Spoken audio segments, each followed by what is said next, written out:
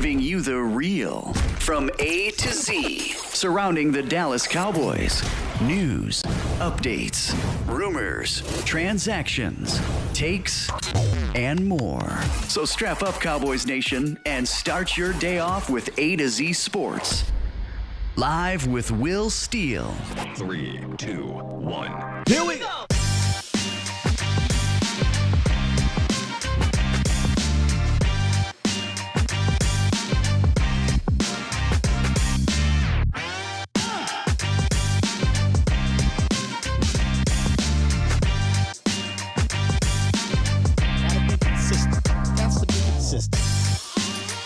Good morning, good people. Welcome to A to Z Sports Live. I am your host, Will Skywalker Steele. This is A to Z Sports Live presented by Texas Family Fitness. We are streaming live on YouTube, Facebook, Twitter, and we'll have this audio back up on the audio platforms. But like I said, I am Will Skywalker Steele. You can follow me on Twitter at Skywalker Steele. And today, we jump into the lab, right? We're going to dive into the lab. We're going to talk about this Cowboys run game. Did it find some footing? Did it find some momentum? We'll look at some plays and talk about two things that I thought were improvements on that side of the ball. We'll also look at some of the good and some of the bad in the red zone, right? Because y'all know me, that's where I think we need to improve the most or be consistent the most is the red zone. We'll also listen to Kellen Moore in the first word. He's going to talk about some of the play calls. He's going to talk about that question a lot of fans continue to ask me. And I said, hey, you got to ask Kellen. So they did ask Kellen his question, and we're going to see what his answer was. And then, of course, we'll open up the phone lines, Pulse of the Nation phone lines. In fact, here you go right here, 351-999-3787. We'll likely get to the phone lines probably after we jump into the lab. Well, we got two lab sessions today. Two lab sessions. One is going to be the run game. The other is going to be the red zone. And we'll first start off with the run game. So make sure y'all stick around for that. We got a jam-packed show. I think it's going to be good. Positive vibes coming out of the day. Positive vibes, right? Yesterday, we saw some negative things happen around the league in regards to injuries and in regards to, let me mute this real quick, y'all. There we go. In regards to injuries and COVID. Yesterday, a record 47 new cases hit the NFL around the league in regards to the vid, right? Fortunately, so far, so good, no Dallas Cowboys, but this thing is starting to spiral out of control. And I think it's going to affect some playoff teams. And then you had some injuries that are affecting some playoff teams. Did you guys see that Chris Godwin is out for the season for the Tampa Bay Buccaneers? Now, I think that's major moving forward. Now, they are going to get back Antonio Brown. They still got Gronk. They still got Mike Evans, who was hobbled. Leonard Fournette, who was hobbled. So they could be losing some pieces here, getting to the playoffs, kind of not in whole. So they had the fortunate health situation last year in the playoffs. This year, we'll see. We'll see. That could be one of those things where Tampa Bay kind of gets knocked down the ranks a little bit. And then in NFC East news, Daniel Jones is out for the season, as they should just shut him down. He got that neck situation, so they're shutting him down. So kind of want to give y'all some updates around the league in regards to injuries and COVID. Dallas came out the game clean yesterday, so we'll talk about that in the roundup. Let me make sure I got the right roundup in here. We don't want to – yeah, we got that. All right, so let me get some shout-outs. Y'all know how we do. A lot of notification squad in the building. We already 100 deep over here on YouTube, and Facebook is in the building as well. So let me get to y'all real quick. Marcelo B, tomorrow, what's up? Fresh Fade, AJ Torres, Sadiqa, how you doing? Stevie Mack, the Mod God, Stage, Mark Smith, Tommy Robertson, the Lunatic. What's up, the Lunatic? Miss Sheila, 215 Khalil, Manny, Professor O. Hey, Professor O, I meant to copy your or save the picture that you dropped yesterday in regards to the screen. So if you want, man, call in. You could talk a little bit about that. I thought it was a great nugget you dropped about screens. And they even asked, what's his name, Kellen Moore, about the screens and things like that. I don't think I put that in the clip, though, but go back and listen to that later. But if you can, bro, call in and let the folks know about that, the screen situation. Conley, James Simmons, where you at? Anthony Moore, TC915, Jennifer, I'm going to just say why. I don't want to mess you up, Jennifer. You're always in here. I don't want to mess up your last name. Mike Harris, Jeremy Parker, Taj, what's going on, Taj? Sean Mike, Mope Mosley, Alpha Mason, what's good, Alpha Mason? Sin City, Manny, Kobe, Jeremy, and Chase. Over on Facebook, we got Wayne. What's up, Wayne? We got Dana, or is it, I'm sorry, Denon, my bad. We're going to call you DT. We got DT. We got Tim Garcia. My boy, I saw my boy in here, CJ. He got on me today. Chris DeLeon, Lance Bell, Terry V, Peter. What's up, Peter? There you go. CJ said, I'm on that ish stuff again. Yeah, CJ. I was trying to put together, add some last minute stuff to the show, and it kind of made me get behind schedule a little bit. Gerardo, Jacqueline, and Chuck. Hey, I appreciate you guys coming through early in the morning and being part of the notification squad, being part of this A to Z Sports Dallas. And I like to kind of get people to come on in as we get ready to open up with the roundup. But yeah, man, the creator part of me, it's so hard to turn off. Like I could just come on here and we could just talk and don't do anything. But I'm always trying to find little things and do other little things to make the show great and more entertaining and more pleasing visually and any other way possible. Sometimes I can get behind. I'm just always working. I got to just calm down sometimes, y'all. I just got to calm down. All right, with that said, y'all, let's get into the roundup. We got some Cowboys news. Looking at my Gucci, it's about that time. It's time! It's time! It's time! It's time! It's time! It is time for... It's time for the morning roundup. Round 'em up, boys. Yes, indeed. The morning roundup presented by Texas Family Fitness, a solution for your fitness goals. I should give a shout out to the winner. I'm going to go find the winner real quick. I believe we announced it on our Twitter. There was a winner for that giveaway yesterday that we did for those who participated. Thank you. We appreciate that very much. Real quick before I move on, I do want to give a shout out. Let me find you. Come on. Where you at? I can't quite find it at this moment, but I promise you I will, and I will shout you out, sir. Nonetheless, this is the morning roundup presented by Texas Family Fitness, a solution for your fitness goals, whether it be weight loss, strengthening up, toning up, sports, or stress relief. Our friends over at TFF have everything you need.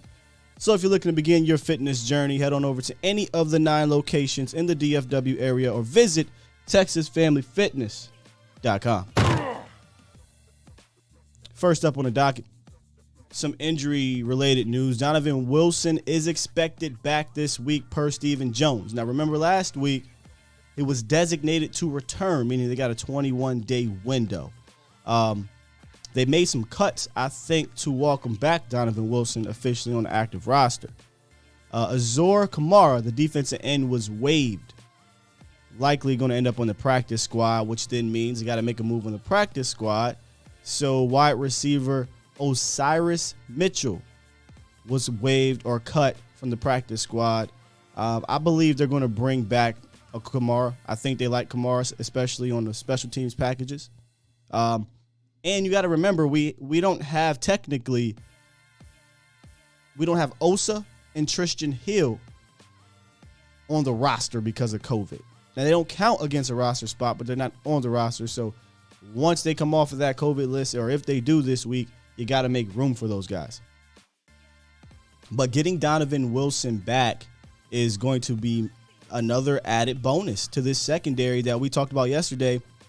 Has 5 players with an interception. 5 players in the secondary with an interception that has played 30% or more. Really, the only guy that is a part of that rotation when playing that doesn't have an interception is Donovan Wilson. So Cowboys seem to be getting healthier, moving towards the playoffs, getting really good players back. Hope everything works out in that way, and you love to see it, man. So getting Dono back with those guys back there, and J-Ron Curse and Malik Hooker, KZ, DB, or AB, Diggs, Lewis. I'm telling you, man, it's going to be tough. It's going to be tough for a team to consistently throw the rock, I think, in the playoffs with this pass rush and with the healthy secondary. Virtual meetings will be held this week. We talked about the record 47 players getting COVID yesterday. It was a record for one day for the NFL. With that, the Cowboys will hold virtual meetings this week to mitigate contact with the influx of cases around the league, per Brianna Dix.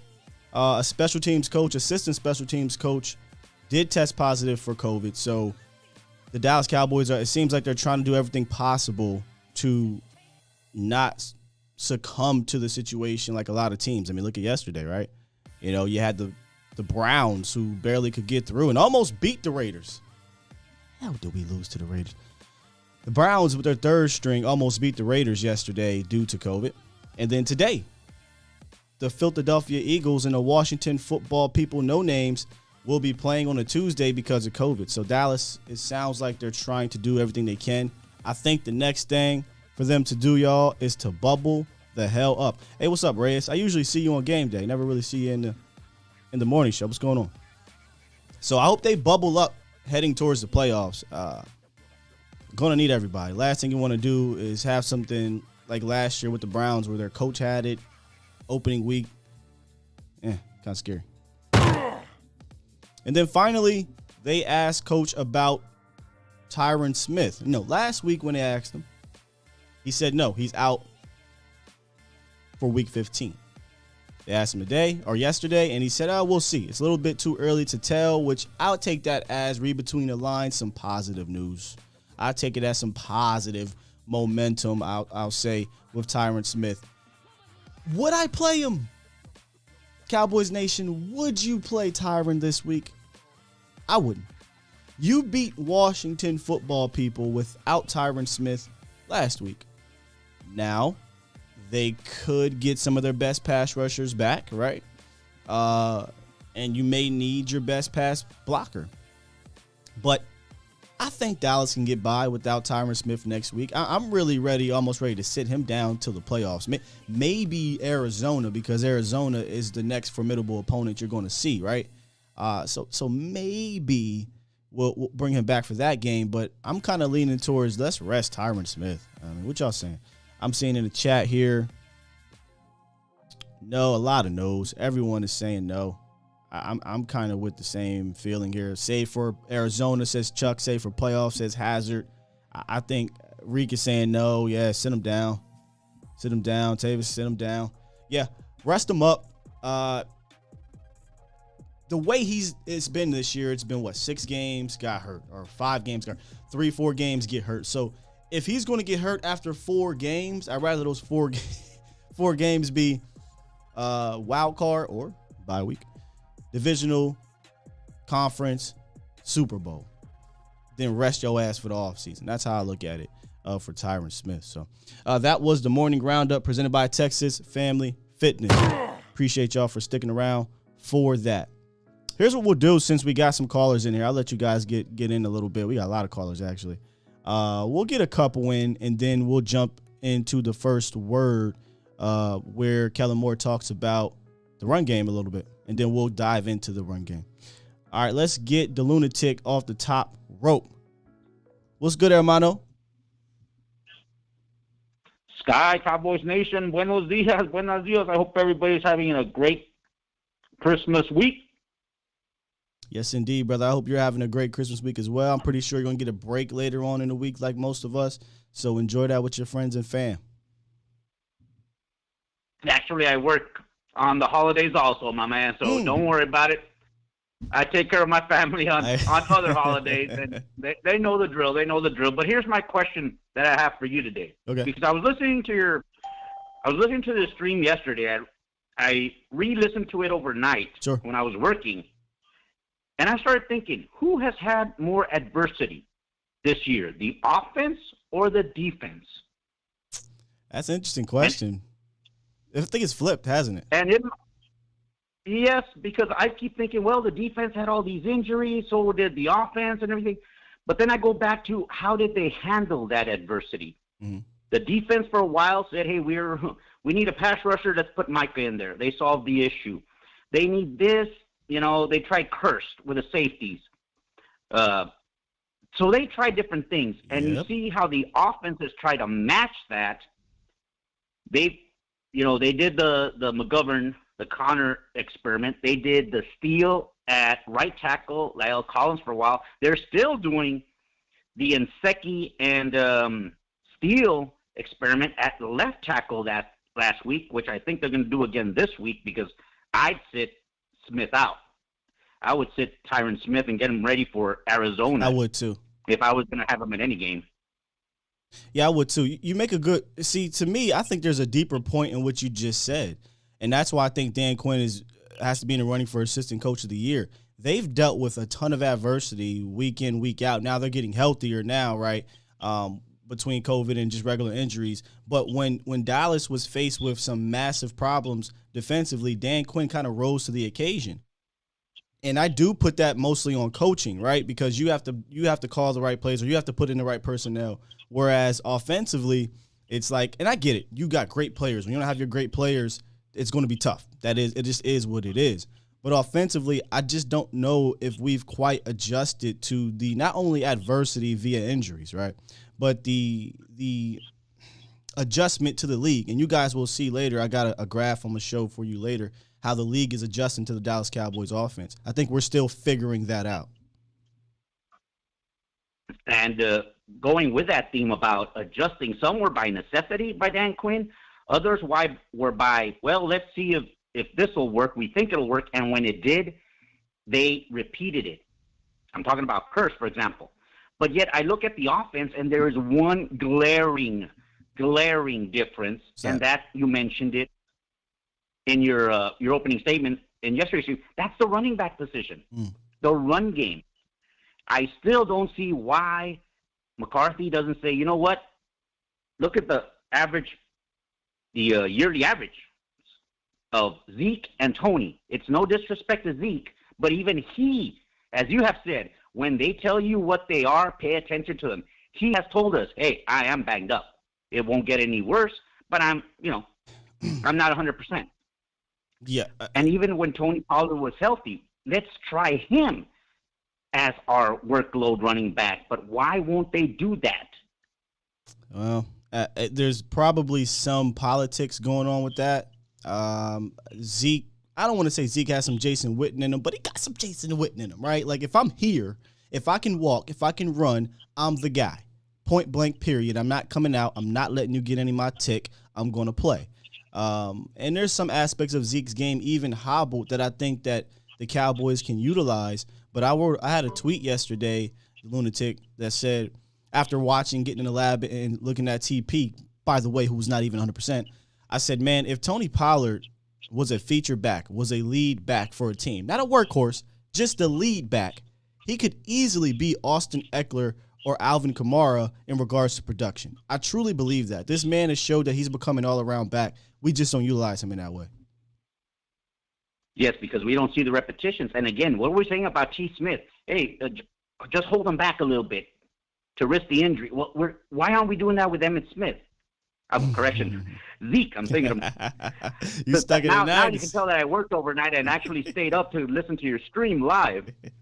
But why aren't we doing that with Zeke? Saying, you know what, we can load manage, as McCarthy says, the next couple of games using Tony, because hell, if more running backs had his stats with plantar fasciitis, I would say more of them wanted to run with that. We about to hop in the film room right after this, and then I'm gonna get to if y'all still want to hold there, be Bird and Los, but I'm gonna hop into the running game film room. Tony Pollard is just I love watching Tony play, and no knock on Zeke, like you said. Zeke looked better. I think Kellen said in his interview, Zeke seemed to be the best he's been in a while. Still, it wasn't prime Zeke, right? It was more still lumbering type of Zeke, power Zeke. He made a few cuts. I was like, that's good to see. However, you watch Tony Pollard in that game. That mother, he is just ridiculous. His quickness, he's like Flash, man. And people sleep on his ability to finish a run. If he gets some head of steam, he's falling forward.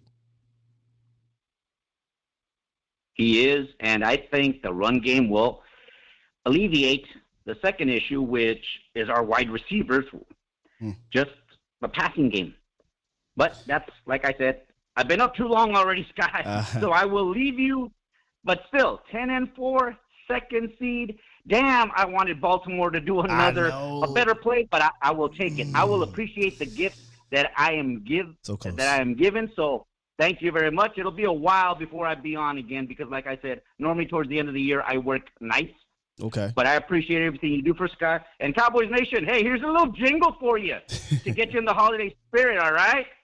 It's 10-4, 10-4, and the second seed. Oh, what fun it is to hear Santa scream, "Puro pinche Cowboys!" Because I'm not that good at rhyming. Merry Christmas and Feliz Navidad, Cowboys Nation. Let's get it. Thank you, Sky. Feliz Navidad, the Lunatic. Appreciate you, brother. Oh, that was awesome. That was a great call. I appreciate that, the Lunatic. my man wanting songs. My man wanted songs. All right, here's what we'll do, y'all. Hold tight over there on the phones. I'm gonna go to, and Merry Christmas to you too. Like I said, the Lunatic and your family. I just remembered you said you won't be back for a while, so enjoy your working. I guess you're not gonna have a break, taking care of your fam and stuff like that. I hope you have a great holiday, brother. But we're going to get into the first word, and then that's going to jump into the film room with the running game. So take a listen to Kellen Moore talking about the run game, talking about Dak, and talking about, is he holding back plays? A lot of people have been asking me that question. They asked Kellen now. Here you go. Just start off talking about the run game, especially in the first half. You seem to find some things there, just where you are and kind of what went into an improved run effort yesterday overall. I say we're taking steps. In the run game, I think we did some nice things in there. I thought some of the gap stuff, we're pulling our guys maybe a little bit more than we have in the last few weeks, and I think it's been really beneficial for our guys. And we got Mac back involved a little bit in the backfield, and I thought that was beneficial for us. And so I thought there's some really nice things to build off of there. Do you save plays for, let's say, like you guys are in position now to play in the postseason? Or are you trying to, if there's going to be a play that you would use in the postseason, you want to see it during the regular season? It's a great question. We're still trying to win games, so if something helps us win a game, I feel like we'll utilize it. And if we ever get into a different situation, then we'll obviously handle it differently. But to me, we're just trying to win ball games. Maybe we could always say Dak was throwing here or there, but after that, with the win and all that, how would you assess how he played yesterday? I thought Dak did a nice job. The way they were going to play us, they're going to make us go the long way. I think they do a really good job of that. They always have in New York with their defense. He's 75% completion. He found a bunch of completions, did a really nice job of that. Obviously, we're always looking for explosives and different opportunities like that. But I thought he stayed within the game and did a nice job. That is Kellen Moore on the first word, where he talked about some of Dak's game, how he played, the running game success. And one of the things I wanted to point out about what Kellen Moore said before we jump into the lab is how they played the Dallas Cowboys. Me and B Bird talked about, we all talked about this part of how teams are playing the Dallas Cowboys. And my friend here, Bob Sturm, he had a tweet that, and he had an article, by the way, you want to check it out on The Athletic, that detailed this. Teams are playing them differently. We obviously seen it on tape and things like that, but sometimes if you see the numbers, it'll stick out more to you. The last 2 weeks, Cowboys have run 156 offensive snaps. They've seen man coverage 10 times. 146 snaps of zone coverage. Against Washington, 86 defensive plays, 5-man concepts. In New York, 71 defensive plays, 5-man concepts. And the team that comes to mind when this was happening to them, and kind of still is, are the Kansas City Chiefs. It was a big talking point earlier in the year because the Chiefs were the standard of big explosive plays. How do you defeat that, or how do you contain that? And one of the things were make them matriculate down the field. And I'll say this, Dak ain't no Patrick Mahomes, but I know one thing I think where Dak is better at, and that's, granted, I know he just had 3 turnovers in the last 2 games, but turning the ball over, Patrick Mahomes wasn't working through that shell coverage all that well early on. He was turning the ball over at a historic rate. So, and even still, he's kind of turning it over, but they're getting better and they're winning mostly defensively and with patience offensively. And I bring that up because the way to get these teams out of it is to run the ball. It is. It's to run the ball. We saw and we heard, remember, I always come back to it because people hold on to this is the way to beat the Dallas Cowboys. And I was like, I don't know about that. And Dak said, for the love of God, please blitz me. Please man up our guys. Please send an extra defender. Dak Prescott has far and away the most touchdowns against the blitz this year by like 6 or 7 touchdowns. Maybe even more than that.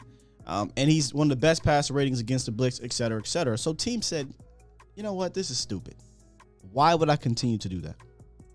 We're going to put more guys on the roof, more guys in coverage than you have out wide, and make you have to pick your windows. And sometimes, because how football is, a guy may look on first read, because Dak has to go through his reads.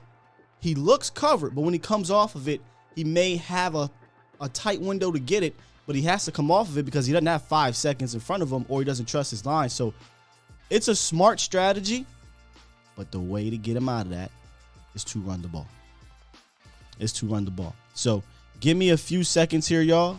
I'm going to fire up the lab. We're going to jump in and we're going to just look at the run game. I'm not really going to break down too much of it. It's just kind of taking a look at how it played. And then we'll get into we'll get back to the phone lines and then jump into the red zone stuff. So give me about 30 seconds.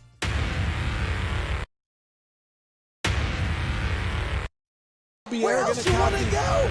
Don't nobody do it like us, bro. Oh my goodness. We beat the brakes off y'all. Whoop that trick.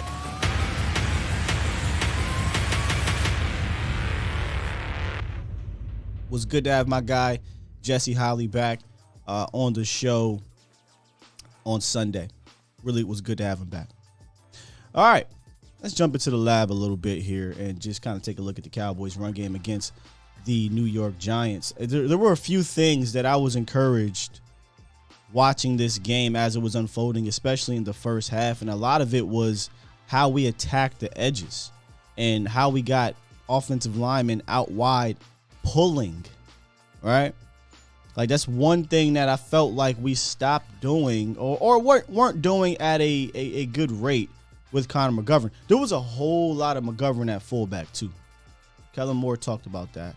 Talked about having Connor McGovern at fullback, and it worked. Here's a play right here where the pulling game worked exceptionally. Let's take a look.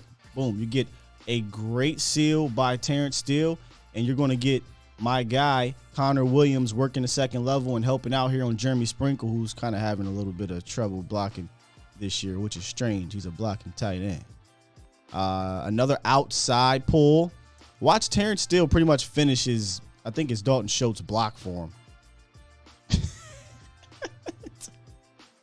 I'm sorry, I don't mean to laugh at this man. He got kids and he got a mama. But you know what? Let me clean that up for you there. I mean, so great pull.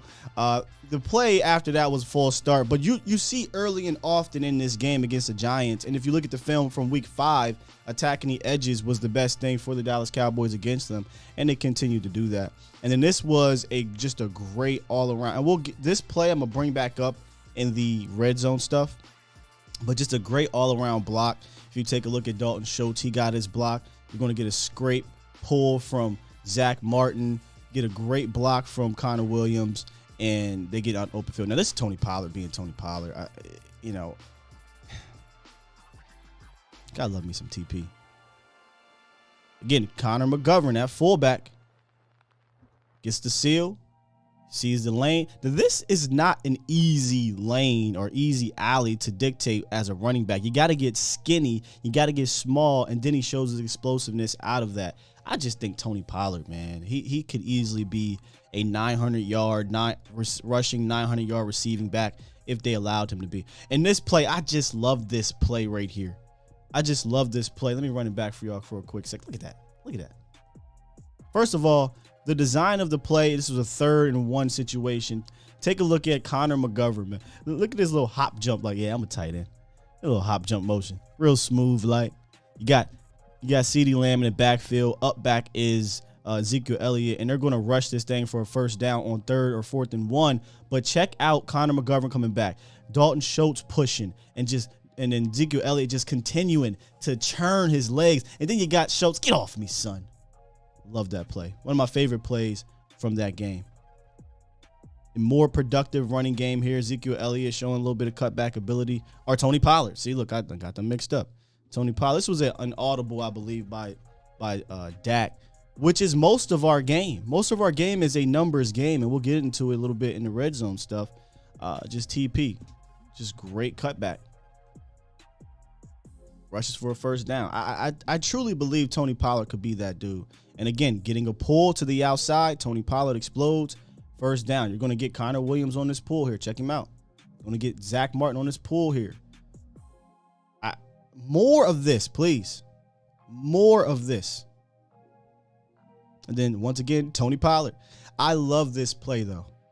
This play, y'all, is, I think I brought this up with Jesse Alley because he played with him. Y'all remember that draw play that was it Tony Romo and DeMarco Murray used to run ad nauseum in a good way? I want to say my man had a 93-yard touchdown against the Rams with that play. But this draw play, I think, works excellently, especially with this offense, right? You know, it looks like you're going to throw it, get guys out in front, and Tony Pollard does the rest. So that's the Cowboys running game from, well, some of the Cowboys running game from the Giants game. It was mostly in the first half where they had their production. In the second half, I think New York adjusted to it a little bit. They tried to get some outside things going. It didn't work. But for the most part, I thought this running game was very productive, and they showed some things that I like and hope to see moving forward. It said 2 improvements. This is the title of today's show, 2 improvements offensively, and one of them was pulling these linemen. We need to see more of that. We did, and it was productive. So I am satisfied with the run game. I think you can build on that. I don't know if it was as simple as bringing in a Connor Williams at left guard. I do think having McGovern back at fullback, you could see he had some juice to him. So I do like that. And hopefully next week we see a little bit more of it. They were productive against the Washington football people. Just didn't get big explosive plays. All right, I said I will get back into the phone line. So I'm going to get B-Bird, get Los, and we'll see where we go from there. And we'll get into some of the red zone stuff. What's up, OG? Hey, what's happening, Scott? You doing all right this morning, brother? I'm doing great, brother. How are you doing? I'm doing good, man. There was a couple of things on my mind. One thing I would say is, we ran the ball better. But if I'm a defensive coordinator, I'm still playing zone against us because we still wasn't smooth offensively. And I'd rather what we continue with the zone and how it's been effective against our team versus when teams are running a lot of man at the start of the year. So we're going to, we can't just run the ball to where we say, yeah, we run it better, and now they're going to automatically switch on how they're playing us. That's not going to happen. So I would tell Cowboy Nation to be a little patient. Yes. I think a lot more Pollard breaking it, maybe getting 10-yard carries, because defenses can live with Zeke getting 3 and 4. Right. They can. That's not scaring anyone out of zone and bringing a man down.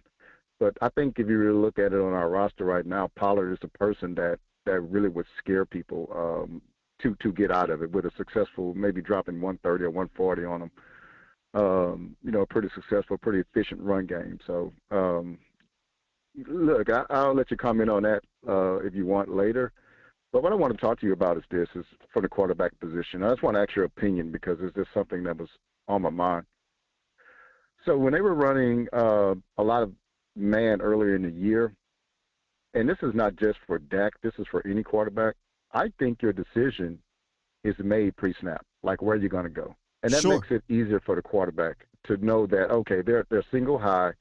I got this guy over here. I'm running. Okay, so I already know where I'm going. The problem is, I think it even happened with Mahomes, is that the defense playing zone make you have to make the decision post snap. Yep. And I think that's where it just, and this is not, I want to reiterate this is not a Dak issue. This is probably an issue with most young quarterbacks. Well, it's a quarterback thing. It's a quarterback thing. Yeah, absolutely right. You're forced to be patient. You're forced to go through possibly 3-4 reads, depending on your protection. It's no matter who you are. You know, if you don't have a scheme that can beat some cover 2 stuff, can beat some zone stuff, then you have to go boom, boom, boom, boom, boom. And sometimes it's quicker than you want, depending on your front. So teams are doing the right thing. They did the right thing against not Brady. Did the right thing against Patrick, and now they're doing this against Dak in this offense because it's an explosive offense. Whereas you really go look at Tom Brady running zone. He's like, thank you. I'm a dink and dunk down the field anyway. I'm not a deep ball guy. Yeah. So if someone says, well, Tom could do it. Well, Tom invites zone. Tom wants you to play zone because I'll just eat you up with Antonio Brown and Gronkowski underneath all game and live with it. But anyway, I'm sorry to interrupt you on that one. And so what I was just saying on that is that I think, you know, you look at Dak's body language, I think sometimes he's confused, and he's lost a little bit of confidence and swagger that he had earlier in the year because he was really decisive about where he was going to go. Well, because the defense dictated he'd be decisive because, hey, we're running the ball well. They have to bring a man down. So I know when they bring a man down, kill, we fit to throw this ball, and I already know where I'm going pre-snap.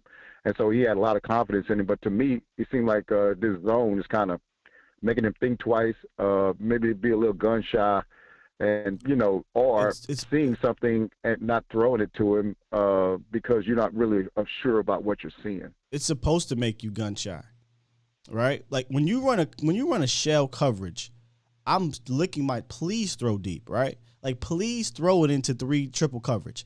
Please throw it with 3 guys 20-plus yards down the field because if it's not on point and if you miss by 2 yards or a yard, that's an interception. So they're begging you to go deep.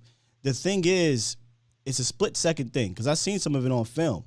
When they drop back, Dak, he's looking at his first read. His first read's not open immediately. Can you wait, right? Like, can you hold that and potentially miss your second or third read? So he's coming off to his second read. Second read might not be there, boom, get to my third. Or my second read is there, boom, get to my second read. The zone is doing exactly what it's supposed to do. And let me reiterate here, he played well within it. The offense controlled passing game, he went 20 for 21 in the short passing game against the Giants. The problem wasn't the passing game against the zone on Sunday. It was red zone. And that's what we'll talk about in a minute here, B-Bird. If teams are going to play you this way, if you do what you did in between the 20s all game, you can live with it. You just got to cash in the red zone. So, and I was just looking at our team, and I said, well, you know, where can we be better at? You know, I'm talking about talent-wise. I think, and I know this probably, you know, just getting into some off-season things, two things I think that combats that.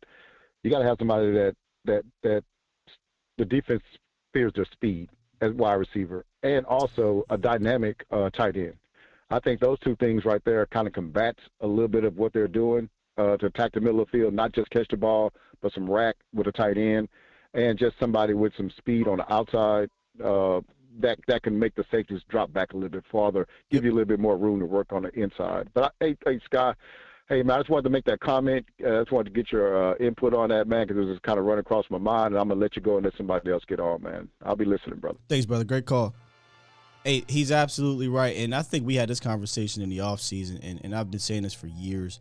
I would love just a pure speedster, even if he's your 4th receiver, right? A guy that when he's on that field, it just run. Just run straight, put pressure on that safety, allow the defense to kind of shade towards you because of your speed, and I think it will open things up underneath with more. Now you're still going to play the underneath game, but you'll get some more 10+ yarders, intermediate routes. It's something that teams have to play the Chiefs like that. They have to play them deep because of, now everybody's not Tyreek Hill, but you can get a speedster that can affect that. I've always loved the speedster, even if they're not your primary guy. I like a secondary role player type of speedster, and then obviously the tight end. Y'all know me. I love Blake Jarwin. My bad. I love Blake Jarwin. Blake Jarwin is your seam buster. He's the guy that gets up the field. He's a guy that has that kind of sneaky speed at tight end. We're absolutely missing him in that department. I think the 12 personnel package is not what it was because we don't have Blake Jarwin. I don't know if he's going to be back or not. We're still trying to sift through that, but the middle of the field was attacked well enough between the 20s to get you down into the red zone. Between the control passing game and the run game, I thought they moved the ball well in between the 20s. Teams are going to have to see that and then adjust or probably just live with it, like B. Bird said, like, all right, whatever. We're not letting you beat us over the top. This is how we're going to continue to play you. And I think that's what's going to happen, to be honest with y'all. So I think it was D. Schiff who said the offense is going to have to leave its ego in the locker room. The play that emphasizes that, D. Schiff, is Dak Prescott. At the end of the game, he said, I got greedy. And I think it's more of a frustration. I don't think Dak is flustered in a zone. I think the zone is doing what it's supposed to do to your quarterback, which means you're not going to get to your wide open first read or your one-on-one coverage. I'm going to make you work through it to find a guy to sit. By the way, not just your quarterback, your wide receivers, right? Your receivers have to see what kind of zone they're in, find the soft spot and sit down. So it makes the defense is making your receiver to quarterback connection have to click constantly. And we've seen that if it doesn't, there could be some errant throws or miscommunications, things like that. And it makes your quarterback have to be precise all game without making a mistake or without getting greedy. And we saw Dak do that. So defenses, I wouldn't change until the offensive running game starts to get explosive again. All right, let me get Los in here, then TP from NC. What's up, Los? Yo, what up, Sky? Good morning. Good morning, bro. Hey, man, I'm going to win them Giants, man. That's why they were salty. That's why they wanted to fight. But you know what? They don't want no smoke. But anyways, I just got two things to say. Just two. And that defense is still rolling and carrying this offense. Like, they have been setting them up for great field position, and field position matters. If you can do that in the playoffs, you are set up for greatness. I don't care who you are. Sure. You got the D-Law, secondary crews all stepping up, and Carlos Watkins filling in for Osa did a great job. And then let me say this. This is my personal opinion. And Cowboy Nation, I want your opinion on this. But Dan Quinn is the second greatest offseason move that have put Cowboys in serious Super Bowl contention. Second? I would disagree with second. Who the first? Jimmy Johnson. Who? You can't argue with 3 Super Bowls. Oh, you're talking about of all time. Yeah, in the Jerry Jones era. Yes, in the Jerry Jones era. Can I ask you a question? How old are you? I am 24. Okay. I love Dan Quinn, brother, but you heard of Charles Haley? Yeah. Are you talking about coaches or players?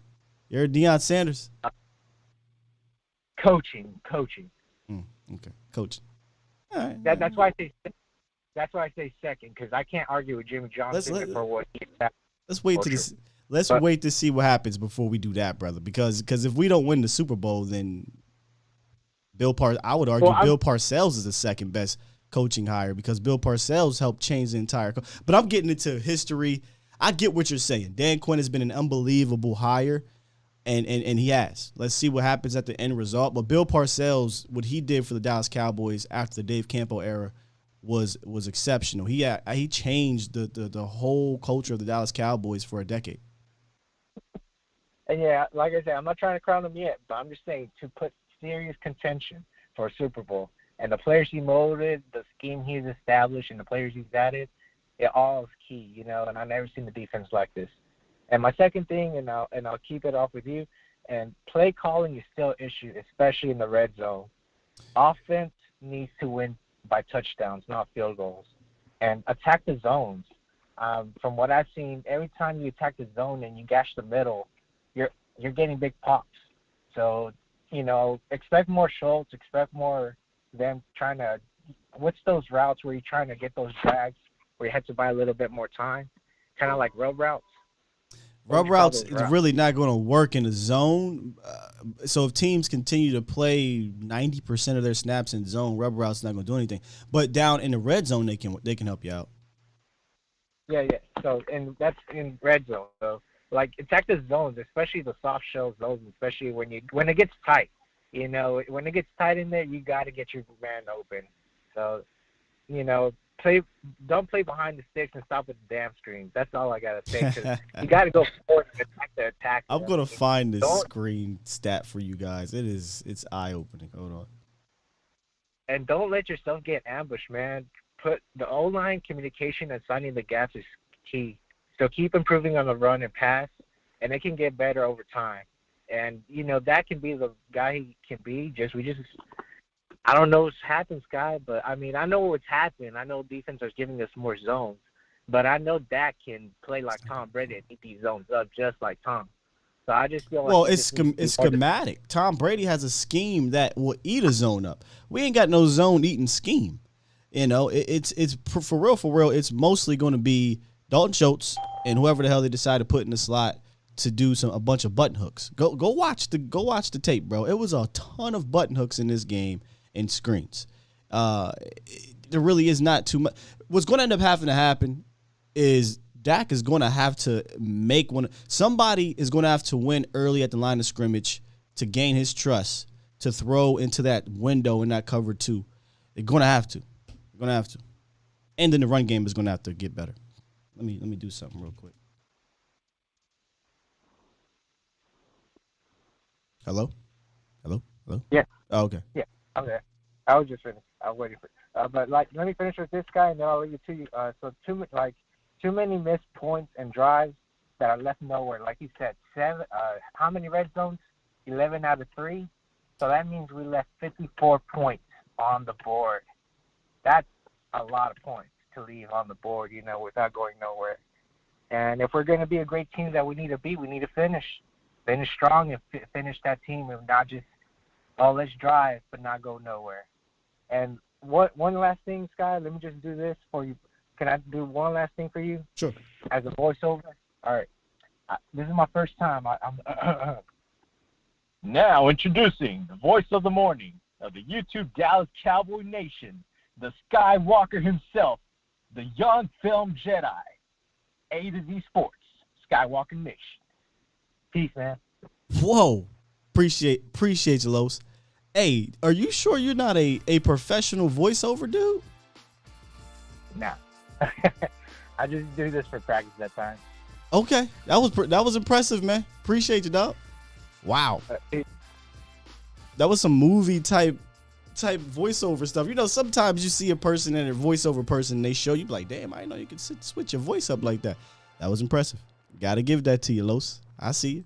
See, old head got folk out here trying to get their voice impersonations together. I need to know who the next what's my man's name that does the voice impersonations? He does a John Madden. Frank Caliendo. Do we have a Frank Caliendo that watches this show? That dude funny.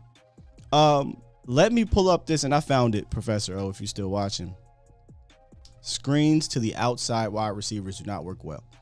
In the last 5 seasons, 2016, 17, 18, 19, and 20, on early downs, look at the outside wide receiver EPA per pass.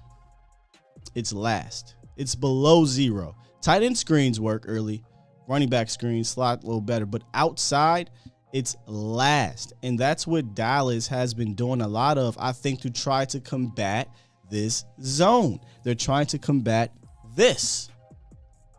I personally think it's kind of lazy. I mean, I'm no offensive coordinator. I just stayed at a Holiday Inn. I'm not the smartest person in the room or anything like that. I'm just kind of just basically watching what the Cowboys do, and I see that outside screens are not working with the Dallas Cowboys.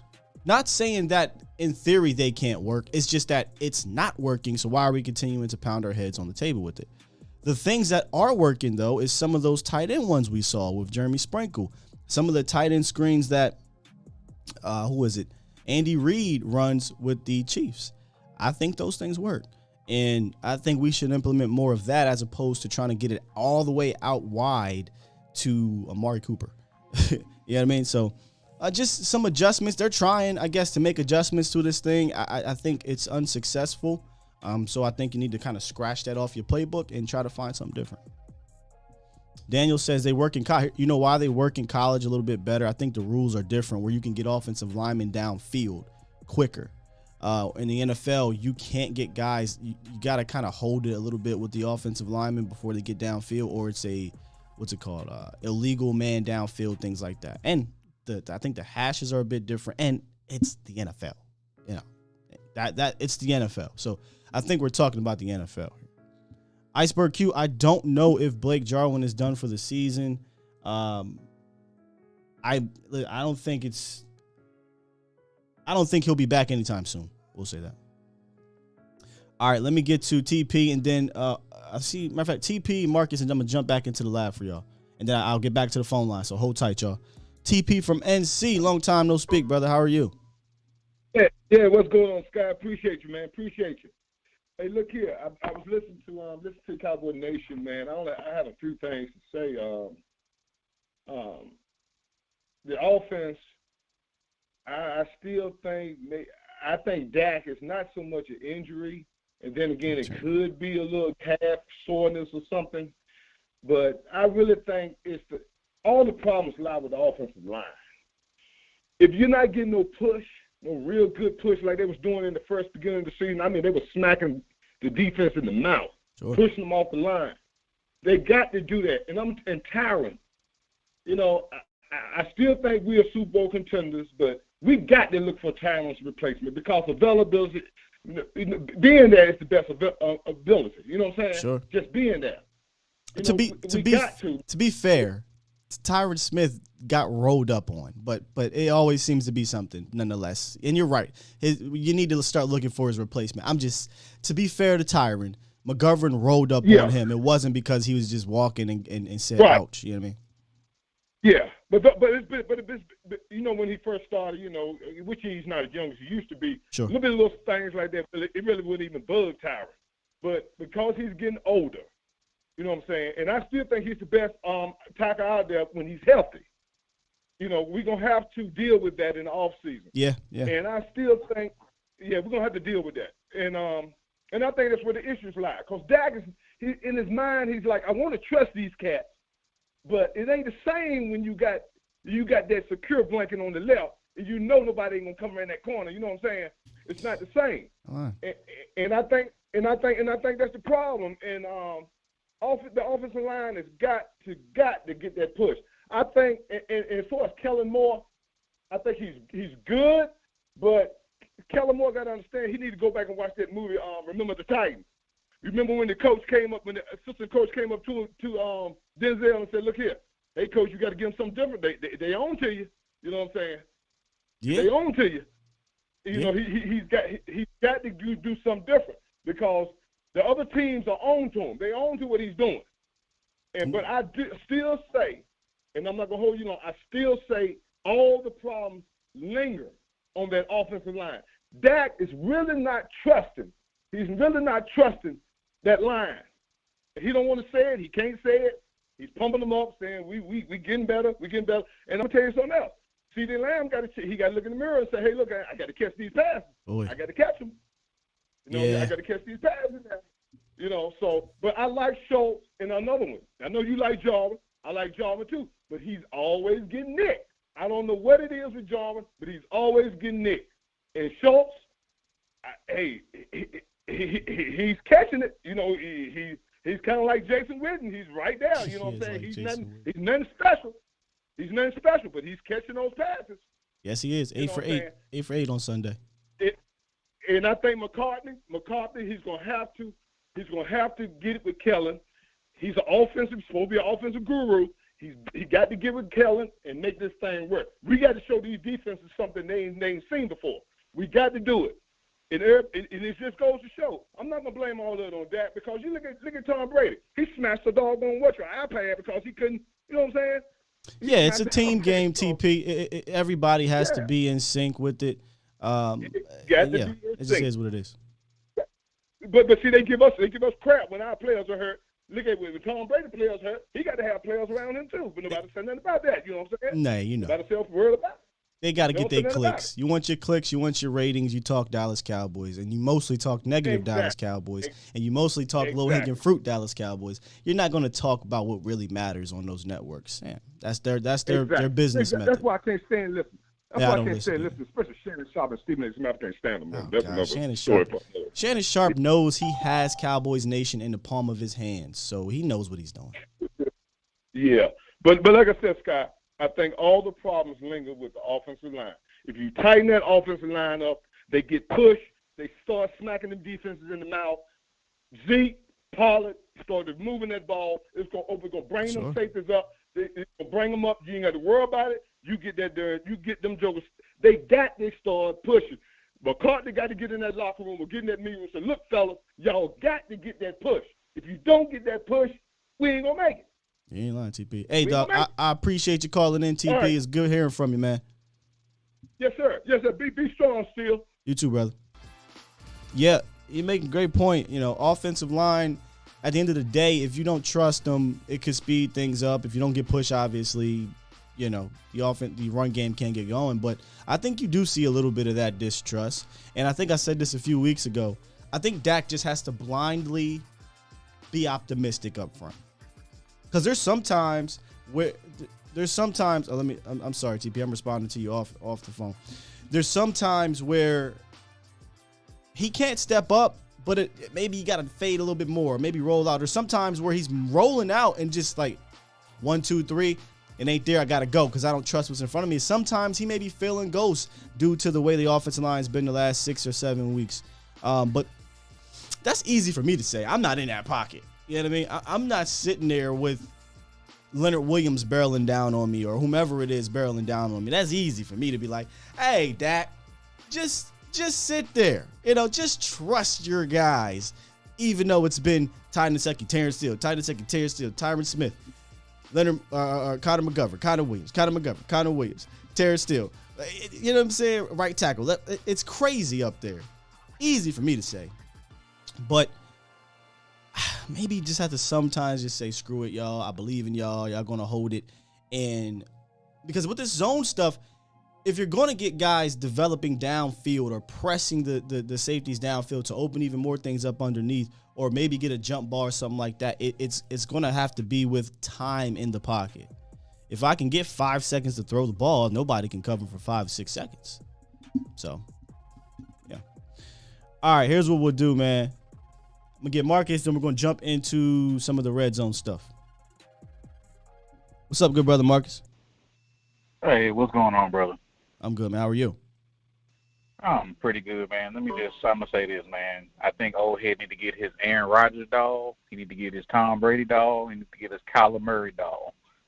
He might need to get his I'm not saying nothing about the dog. I got cussed out yesterday about that dog yesterday, Marcus. He need to break out all those voodoo dolls, and he need to do whatever mojo he did to our team. He need to do that to them, because I look at it like this: the way everything is working out now, like I prefer an efficient offense, because you know you got these folks in our tribe, man. They rather have a high-flying, high-scoring loss rather than an efficient win. It kind of feel that way, don't it? It's really mind-boggling to me how they complain about a win. I don't understand it. But what I say all those things about the voodoo dolls. Of course, I'm being facetious, but it's basically we need to get this number 1 seed, because I don't know what's going on with Kellen Moore. Like he turns into this play calling demon when we're at home. He's just doing all this innovative, crazy thing, all this motion, pre-snap, post-snap. He's doing all this stuff going on. He's doing this. It looks like he has a scheme when we're at home, but when we're on the road, we just have like you said, a collection of plays. So I look at it as we have to get this number 1 seed in order to get this offense really, really, really moving. Because on the road, an efficient offense is not going to always guarantee you a win, even when you have a defense playing like how we're playing. So I say that to say we really have to work on. I really don't understand like how we haven't worked on that still. But I also say, when you're talking about, the shell coverages, the zone coverages, and things of that nature, right?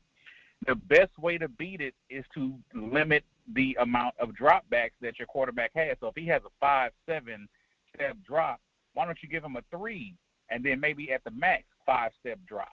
Because that means even with the zone and you're giving a cushion, your players still have space to maneuver and they don't have to worry about basically fully running their route. Dak can then hit those guys in stride, and then that's when you have the yak. So I think it depends on. It's tough to do a 3-step drop in a zone unless you know for sure linebacker is going to drop back into like a Tampa 2 and that middle is open type of thing. It all depends the type of coverage. I actually, Marcus, I might be down with the more 5-step deeper drop because it gives more time for the route to develop. And if your protection is right, it gives more time for the receivers to find the soft spot in the zone. I think right now the protection is very iffy in Dak's mind. And, he does want to get the ball out a little bit quick. And then obviously teams are just saying, nope, you're not going over top of us. It's not happening. So you're going to have to take underneath. Because if you remember when we went on that 6-1 run, Dak was like top 3 or top 5 in quickest releases. Because teams were playing man and blitzing them. Okay. Yeah. That makes sense. I appreciate that clarification. Mm-hmm.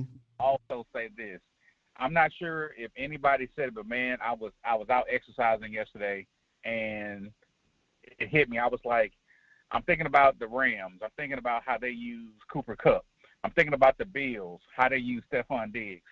They take their number one receiver and put him in the slot and let him just route guys loose because basically you got your number one receiver in the middle going up against probably the second or third best corner on that team. And then when they try to bracket coverage in the middle, it basically opens up everybody else. It opens up the tight ends. It opens up the other 2 receivers. And I'm wondering, why won't they do that with Amari Cooper? Because it allows him to get involved early. And then with him getting involved early, he's taking coverage with him.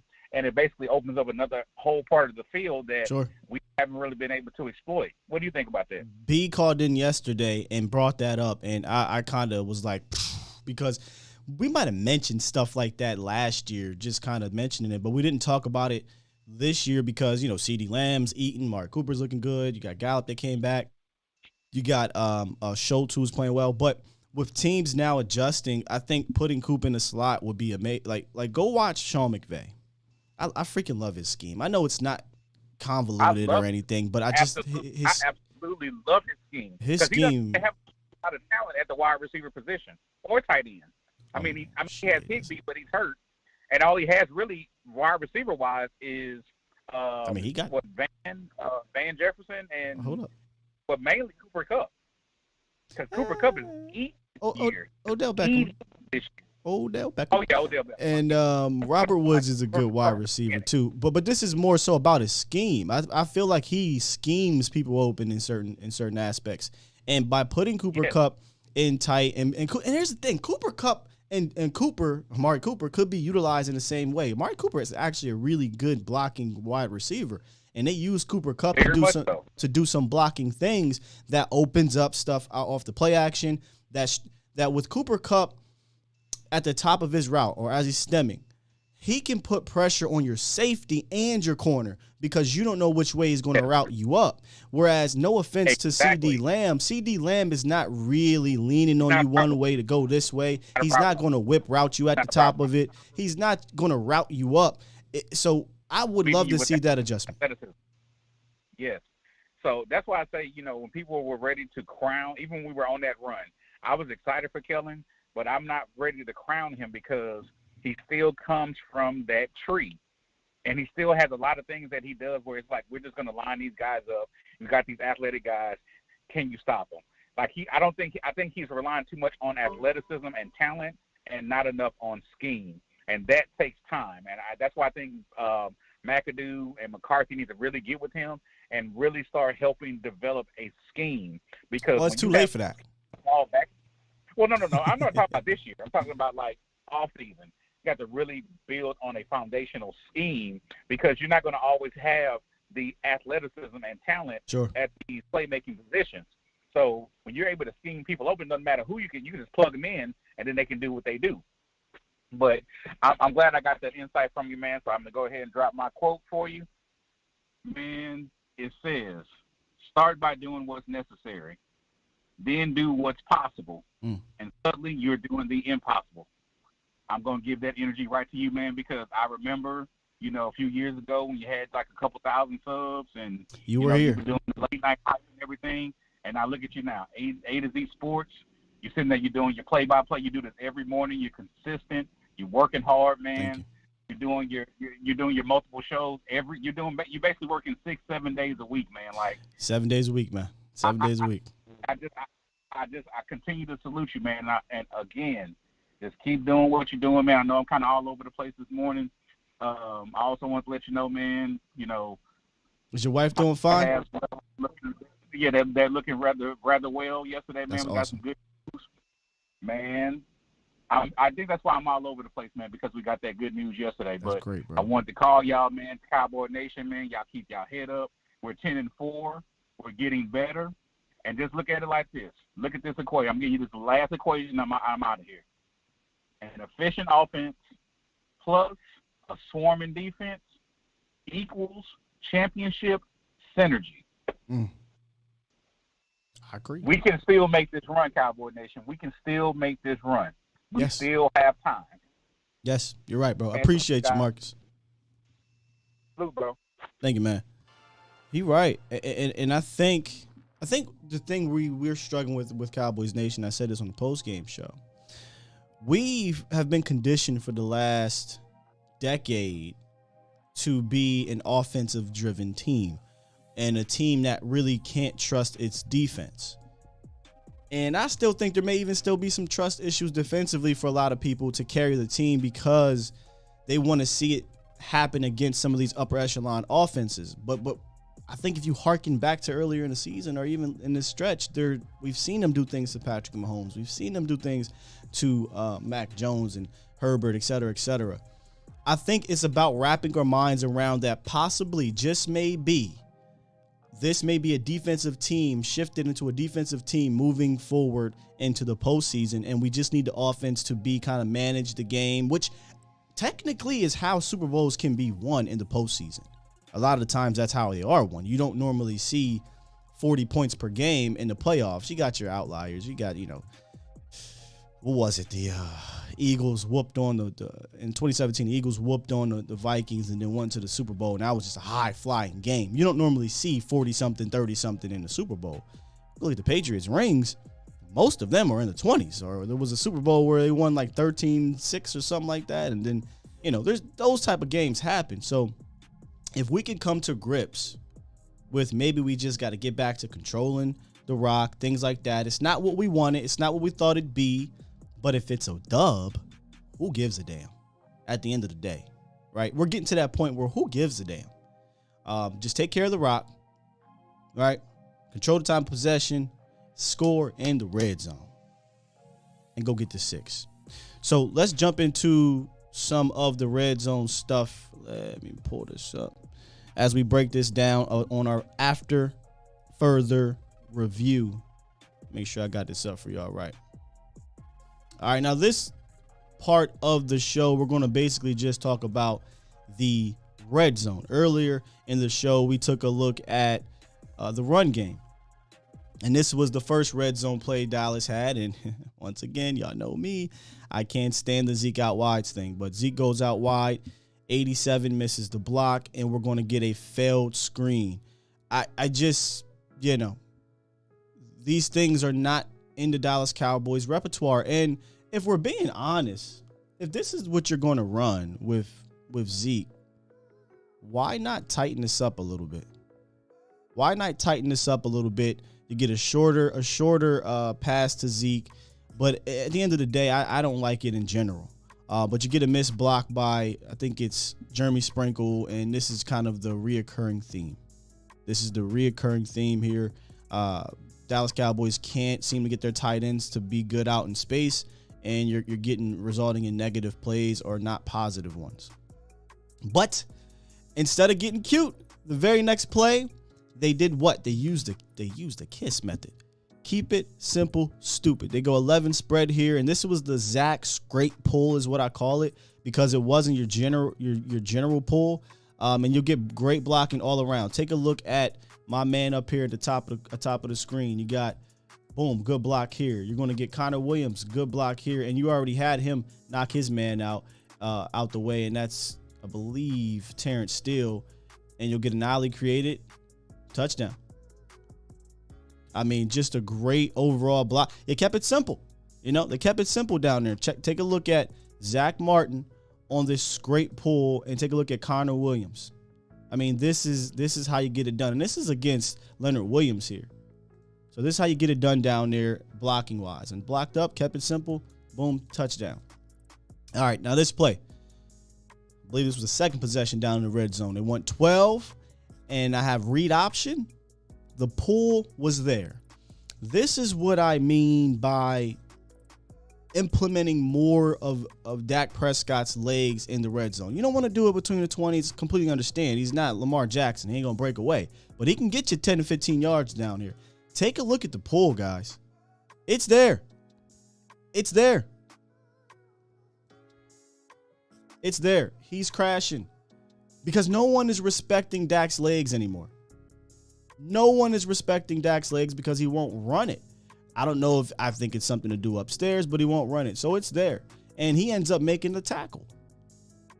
We'll take a look at the end zone view, and you'll see it be there. So I wish a little bit more of the red zone read option would be there. I mean, this is going to get you at least 10 yards minimum. So I would like to see them implement that more and let Dak run. The problem is, I think we can all agree here, this is a call from upstairs. Stephen Jones, Jerry Jones came out after he ran that touchdown against the Falcons, and we haven't seen it since.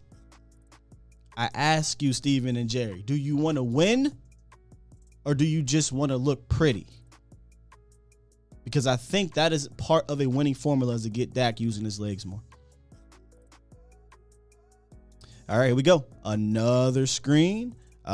Failed Lamb drop, and I have maybe a different release, and you'll see what I mean. Just another outside screen. You'll get CD Lamb dropping the ball. I mean, we just can't seem to get this to work. And what I mean by maybe a different release, CD Lamb is going to kind of release like this, where maybe if he releases like this, you'll get an easier catch. So take a look at CD Lamb's release here, and then how we adjust to the ball. I don't know what he was doing here. I think this is a strange. You usually see this kind of release. You usually see this closer to the end zone on like a quick out to catch it and get up, touchdown. He put it there. CD has to catch it. We're not good at these, ladies and gentlemen, but we continue to run them. We're going to have to figure out an alternative. We're just going to have to, all right? And then this is the 3rd and 7. I call it the numbers game and then the audible, because a lot of people talked about this audible. So what I mean by the numbers game, let me pause it here. The play, when you go listen to the interview, they talked about this play. They said, well, this play was called with 4th down in mind. So they came out and they said, if we get the numbers, we're going to run it, and then we're going to go for it on 4th down. Well, they got the numbers, right? You got, was it 1, 2, 3, 4, 5, 6. You got 6 in the box against 1, 2, 3, 4, 5. And he is responsible for the 6th man. Well, let's run it and see what happens. Doesn't work out. They get 2 yards on the play, and they don't elect to go for it. Again, my question is, if on 3rd and 7, you're already thinking 4th down territory, you get 2 yards on this play, why not go for it then? If you're going to renege on it, then just let Dak throw the rock.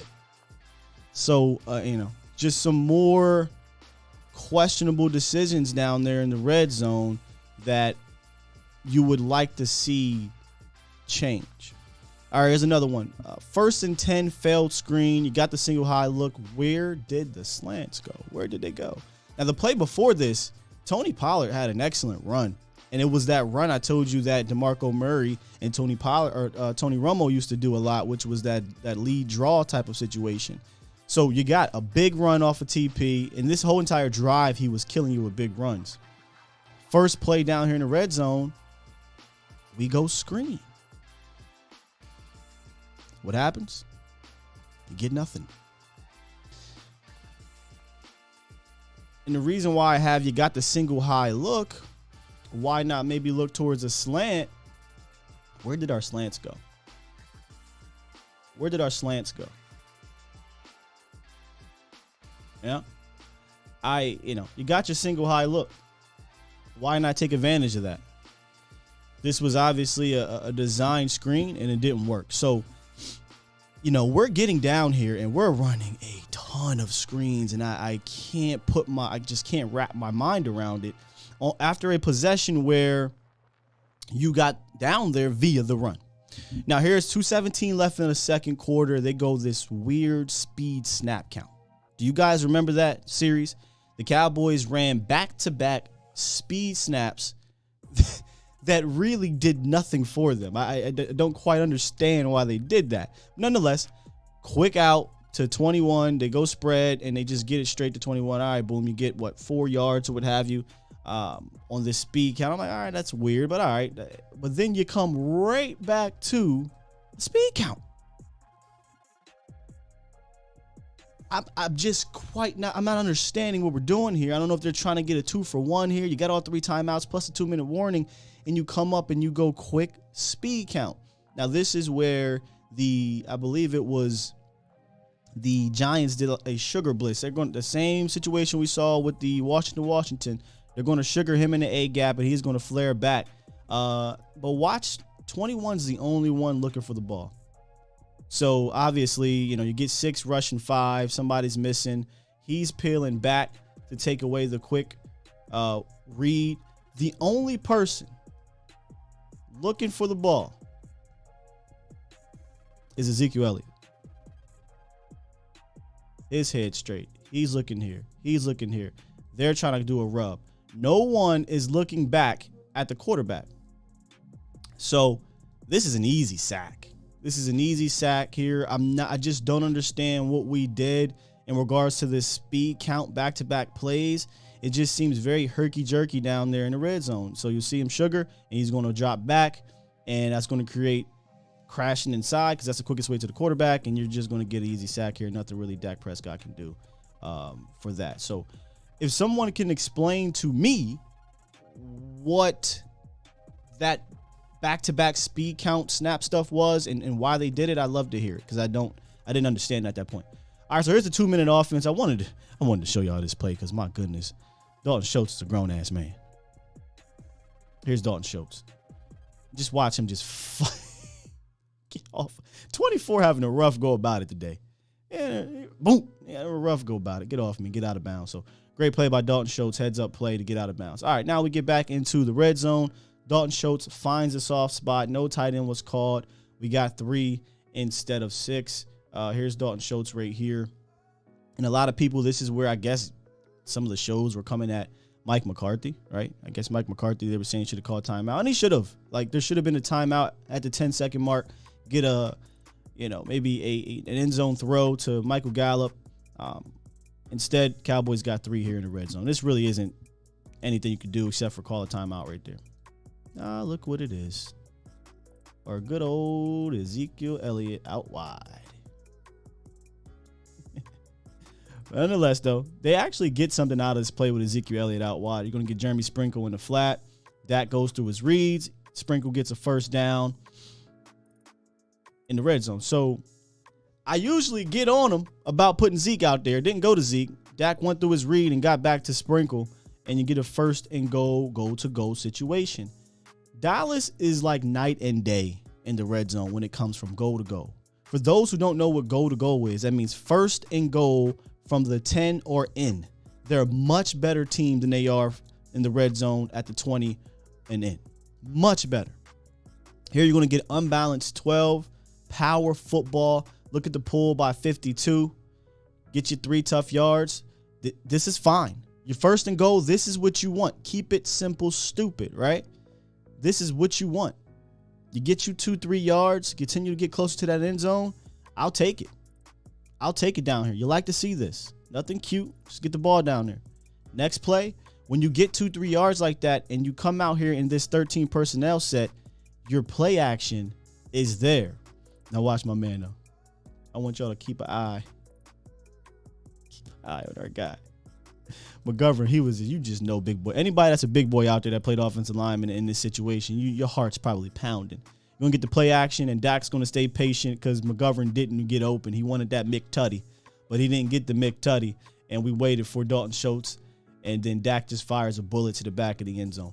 He really wanted the McTutty. He really wanted McGovern across that middle. Watch McGovern. Whoop. Yo, throw me the rock. Throw me the rock. Nah, bro, he can't throw you the rock. He is going to take your head off right there. You ain't no wide receiver. So he held on to it, and you got Dalton Schultz in the back of the end zone for the touchdown. So I like that down there where you utilize the play action from under center, goal-to-goal situation, or even when it's not the goal-to-goal situation, I think you can utilize the play action more. We saw a touchdown come out of it against the Raiders with Sean McEwen, and that wasn't at the 1 or 2 or 3 yard line. I think they were closer to the 10 or so. So more play action underneath the center with rollouts and guys kind of hitting the back of the end zone. So there were some positives with that red zone offense, and then there were some negatives that we seen. I would love to see them do more of what we saw work and less of what we know does not work down there. And this is an honest question because, and it's not me coming at Kellen or anything like that. Can we all agree here, yes or no, that these screens in the red zone don't work? I think that's pretty obvious, y'all. But I feel like I need to ask this question, just to make sure we all on the same page here in regards to the screens. So there you go, man. I hope you guys enjoyed jumping into the lab today. We actually jumped into the lab twice, so that was something different. I love kind of, like I said, showing you guys some of what I've seen, and then I put some notes there so you guys can follow along. It helps illustrate a little bit more of the positives and the negatives of what the Dallas Cowboys offense is doing out there. And today it was about the red zone. I thought there were some things you can build on down there, and there's some things you can just take out that playbook. All right, man, we're going to hop back into the phone lines, but let me get back into the chat. I don't really look into the chat when I'm doing them. So Adam said they've worked before, but not lately. They have not been working lately. Steve said these are scheme issues. The OC is still growing into that role. That's going to be problematic down the stretch. That's how I feel, too. I think red zone is more schematic than it is personnel because you got the personnel. The field shrinks, so now it's going to be you got to be a little bit more clever or just keep it simple. And when I say clever isn't cute. There's a difference. Clever is play action, right? Clever is a rub route. Clever is putting 19 in the slot, 101 singled up to route you up with a two-way go. Cute is a double reverse Philly special screen to you. That's cute stuff. Let me see here. Tom Downey Burner account says, still think Jerry has Jason somewhere on this team. Dak should stay the same with running until the playoffs. Then he needs to go all Michael Vick on their asses. Hey, Sean, or AKA Shavance. If that, maybe they're doing that, right? Maybe we'll get to the playoffs and Dak Prescott will all of a sudden just turn into Dak Prescott at MSU, Mississippi State. Maybe. I would love for them, though, to put that on film so teams can honor it. I don't necessarily think teams are. If I was a defensive end crashing, why would I honor Dak Prescott running? He's not going to do it. Tavis says wide receivers can't block. I disagree. I think our wide receivers can block. Unless you're talking about those screens. Those screens, that's a little bit different. I think coming down, crashing with an outside run or on a, what do you call them, jet sweep, things like that, I think they can block pretty well. I just don't think on those screens they're all that great at doing it. All right, let's get into the phone lines. Let me get Chase. Appreciate you for holding in, Reek. What's up, Chase? Hey, Scott. How are you doing, man? I'm good, Chase. How you? I'm alive and kicking. Sorry, it's been a while. Been working good, nights. You're doing my good. thing. But hell, man, there's something. I'm sorry. Earlier podcasts you've had, people have already been bitching about this. Sorry for swearing, but I don't know what it's allowed on your channel. So you're good.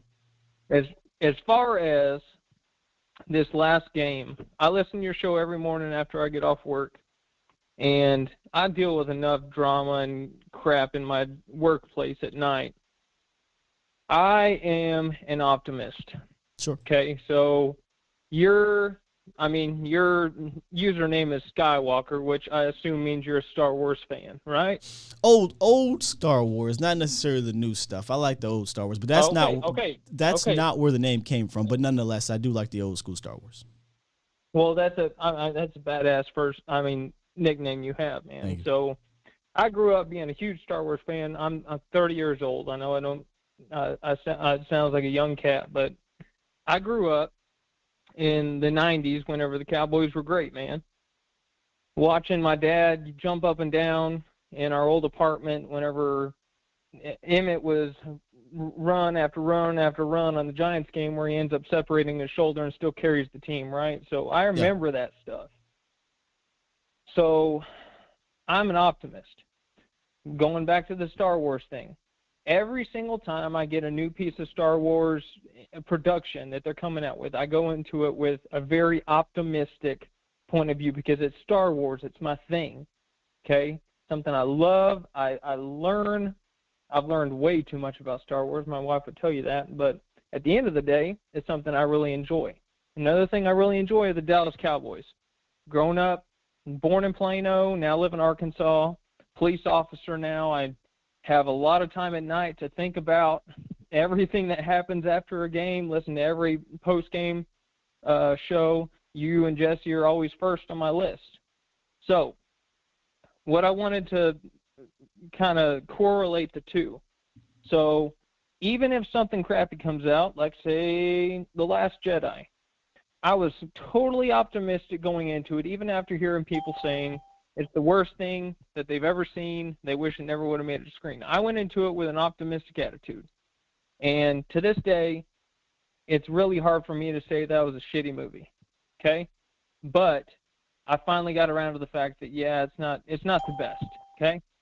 When it comes to these Dallas Cowboys, I have lived in the Dan Campo era, the Bill Parcells era. Heck, I was at the end of Jimmy Johnson, Barry Schweitzer, Chan Gailey, all those guys, right? And I've seen a lot of things. And I always go into this. My dad tells me that I'm a masochist in the fact that I follow this team from day one in training camp all the way through. And the things that this fan base is bitching about is driving me up the wall. We are getting wins in December. 3 wins on the road in December. Okay. I wasn't sure where we're going. Hey, I'm sorry. I'm sorry for dragging us along a tangent that was unnecessary. But, so, I'm always optimistic.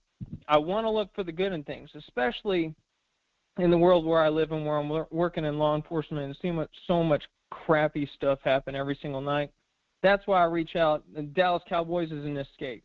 It's a way for me to escape from all the crappy stuff I have to deal with. And I want the very best things to happen. I want I'd love it if our offense was running on all cylinders. I love the fact that our defense is balling out and getting 4 takeaways a game for the past 3 games. I love that. And it makes me happy. It makes me happy to watch the games with my kids and not be screaming at the TV because something bad is happening. We've had 3 games in a row where we have won. And I want to keep that going. Do I acknowledge that there are things that are happening on the offensive side of the ball that earlier in the year wouldn't have happened? We were balling out. Yes, I acknowledge those things. I acknowledge that there's that little fine-tuning with Dak and the receivers. Chase, we got some things to clean up, and hopefully we got 3 games to get that together. And you're right. And one of the things I try to do in post-game shows and even in these reviews is to reiterate that, yes, we were 3-0 on the road. stack these wins. Like I said yesterday, I think it was, stack these wins on top of each other because look what happened. If you continue to stack the dubs, you got a chance to get the number 2 or number 1 seed. At the end of the day, maybe we have to shift our mindsets on how the Cowboys will win. But all that matters is winning. So, yeah, people complaining about winning is silly, but I'm not upset at people that want to talk through some of the things that the Cowboys can get better at. And that's what I try to do is I'm hype as hell we're winning. Excited. If y'all should see me during the games. But I do a show 5 days a week. We're going to talk about where we can get better at and the things we are good at. And, like I said, and bring my guys on and break down the X's and O's. But, yeah, Chase, appreciate you calling in, brother. And shout out to your Star Wars fandom, man. Thanks, man. And God bless you, Sky, man. God bless you through this Christmas season. Remember the reason for the season. Let's go out and help everybody that we can come in contact with and be a light for everybody out there, man. And Indeed. God bless you, man. Thank you, brother. You as well, brother. Yeah, I say this. One thing I'm learning to do when it comes to certain fans, especially on Twitter, is there is it's okay, you want to criticize, it's okay, you want to talk about some of the things you need to work on, sure. But there's some people that go way left, and I just gonna mute you. There's people that are just miserable fans of football.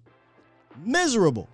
And that's annoying. And misery loves company. And for your mental health's sake, I advise you to just block them or mute them, ignore them, whatever. People want to have legitimate conversations, that's cool. People who want to bitch and moan and complain and cry because they're not winning a certain way or because they're not doing something that they wanted them to do and it's getting a bit too far left, sometimes personal or things like that, dog, just ignore them, yo. Ignore them. Report here. Report to Vach. Report to Foots. Report to Law. Big Game. Boss. All the folks that, and I'm missing a lot. Joe, all these people who dive in to the Dallas Cowboys detail-wise, both positive and the negatives to try to get better at, because I think your saneness will come back and you'll feel better. Don't report to Shannon Sharp. Don't report to the other FS1 network and the other ESPN. Don't report there or you're going to get pissed off. Did I handle that all right, y'all? I hope I handled that okay. Because I wasn't sure where it was going. But then Chase got to it. I'm like, all right, I feel you, bro. People is pissy. Reek. What's up, bro? Yeah, what's going on, Sky, man? How you doing? I'm good, man. How you? I'm cooling, man. Cowboy Nation, man, stand up. Skywalker still is bringing the heat. I'm going to tell y'all like this, man. We started something pretty good. I like the fact that they trying new things as far as running the ball on the outside, pulling,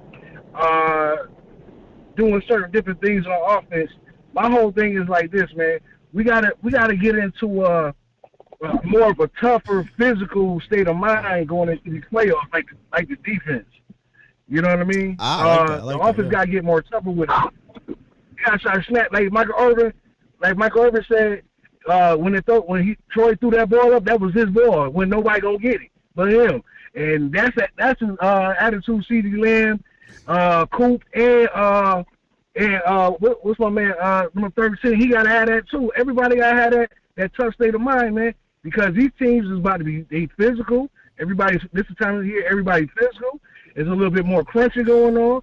Everybody hitting. They ain't trying to give nothing up. So we can't go in there on that soft state of mind. We gotta go in here physical. Let's go get it. You know what I mean? And I love the toughness of Ezekiel Elliott holding it down. Like, I'm gonna work through this, man. I ain't gonna just sit out. You know what I mean? I'm gonna go get this. A lot of us thinking it because of the contract situation. It has a little bit to do with it, but I think it's got to do more with heart. He's showing the physicalness, and Dak too. Dak shows a physicalness about himself, a toughness that rubs off on the rest of the team. I love that. You know what I mean? Let me touch on that. So that's why. Okay, go ahead. Let me touch on that because you're right here. I have written down match the defense's physicality.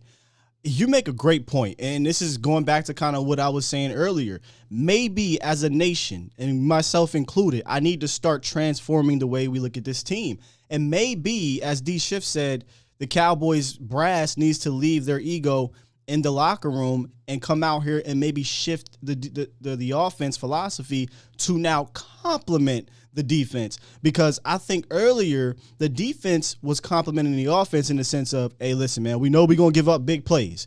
We know it's going to, it's not going to be pretty the whole time, but we're going to get you the ball back, and and then the Cowboys were ultra aggressive in scoring to help the defense. Now the defense is helping the offense, so maybe we need to play complementary football the other way around. So if that involves being more physical with Dak running and trucking people, being more physical with getting to the edges like we did last week, or when you get down to the red zone, not getting cute, keeping it simple, stupid, things like that. Yeah, I'm with you, man. Yeah, because me personally, man, just like we came out with this game, and nobody expected us to battle it out like that with Tampa Bay like that, like we did. You know what I mean? Because they brought a physicalness in that first game, even though we knew we couldn't run against them like that. We still bring it to them. And that's the thing I really believe. I'm hoping that transitioning that's going into this playoff run. Like, we're going to bring a physicalness. Like, they're going to think, I don't want these teams to think that we're going to be soft when it's time to play. You know what I mean? And, I respect that wide receiver group, but I'm tired of these dudes cheesing and laughing, coming on Fox on Sunday, talking about they think they're the best wide receiver duo in the NFL. But I'm seeing all these drops, and not doing the scramble drills. You going in and out? You know what I mean? You going in and out, Rick. Right, I gotta let you go, bro. But we got the gist of what you were saying, man. All right, I get what you got. Appreciate you, Reek. Yeah, Reek was going in and out. I had to keep it moving. But yeah, I love what he's saying about that. And then holding the wide receivers accountable as well. I hope we're all holding most of the offense accountable. I still believe in this offense. I still believe from a talent standpoint that the Cowboys have enough to get into the playoffs and strike the fear of God in some of these defenses if they can get it clicking. If not, if the fireworks aren't there, all right, cool. Now we just got to be a little bit more managey with it. One thing I would like to see more of, I have to go back and look a little bit, but it seems like, and I could be wrong, I'm not seeing Michael Gallup on those screens.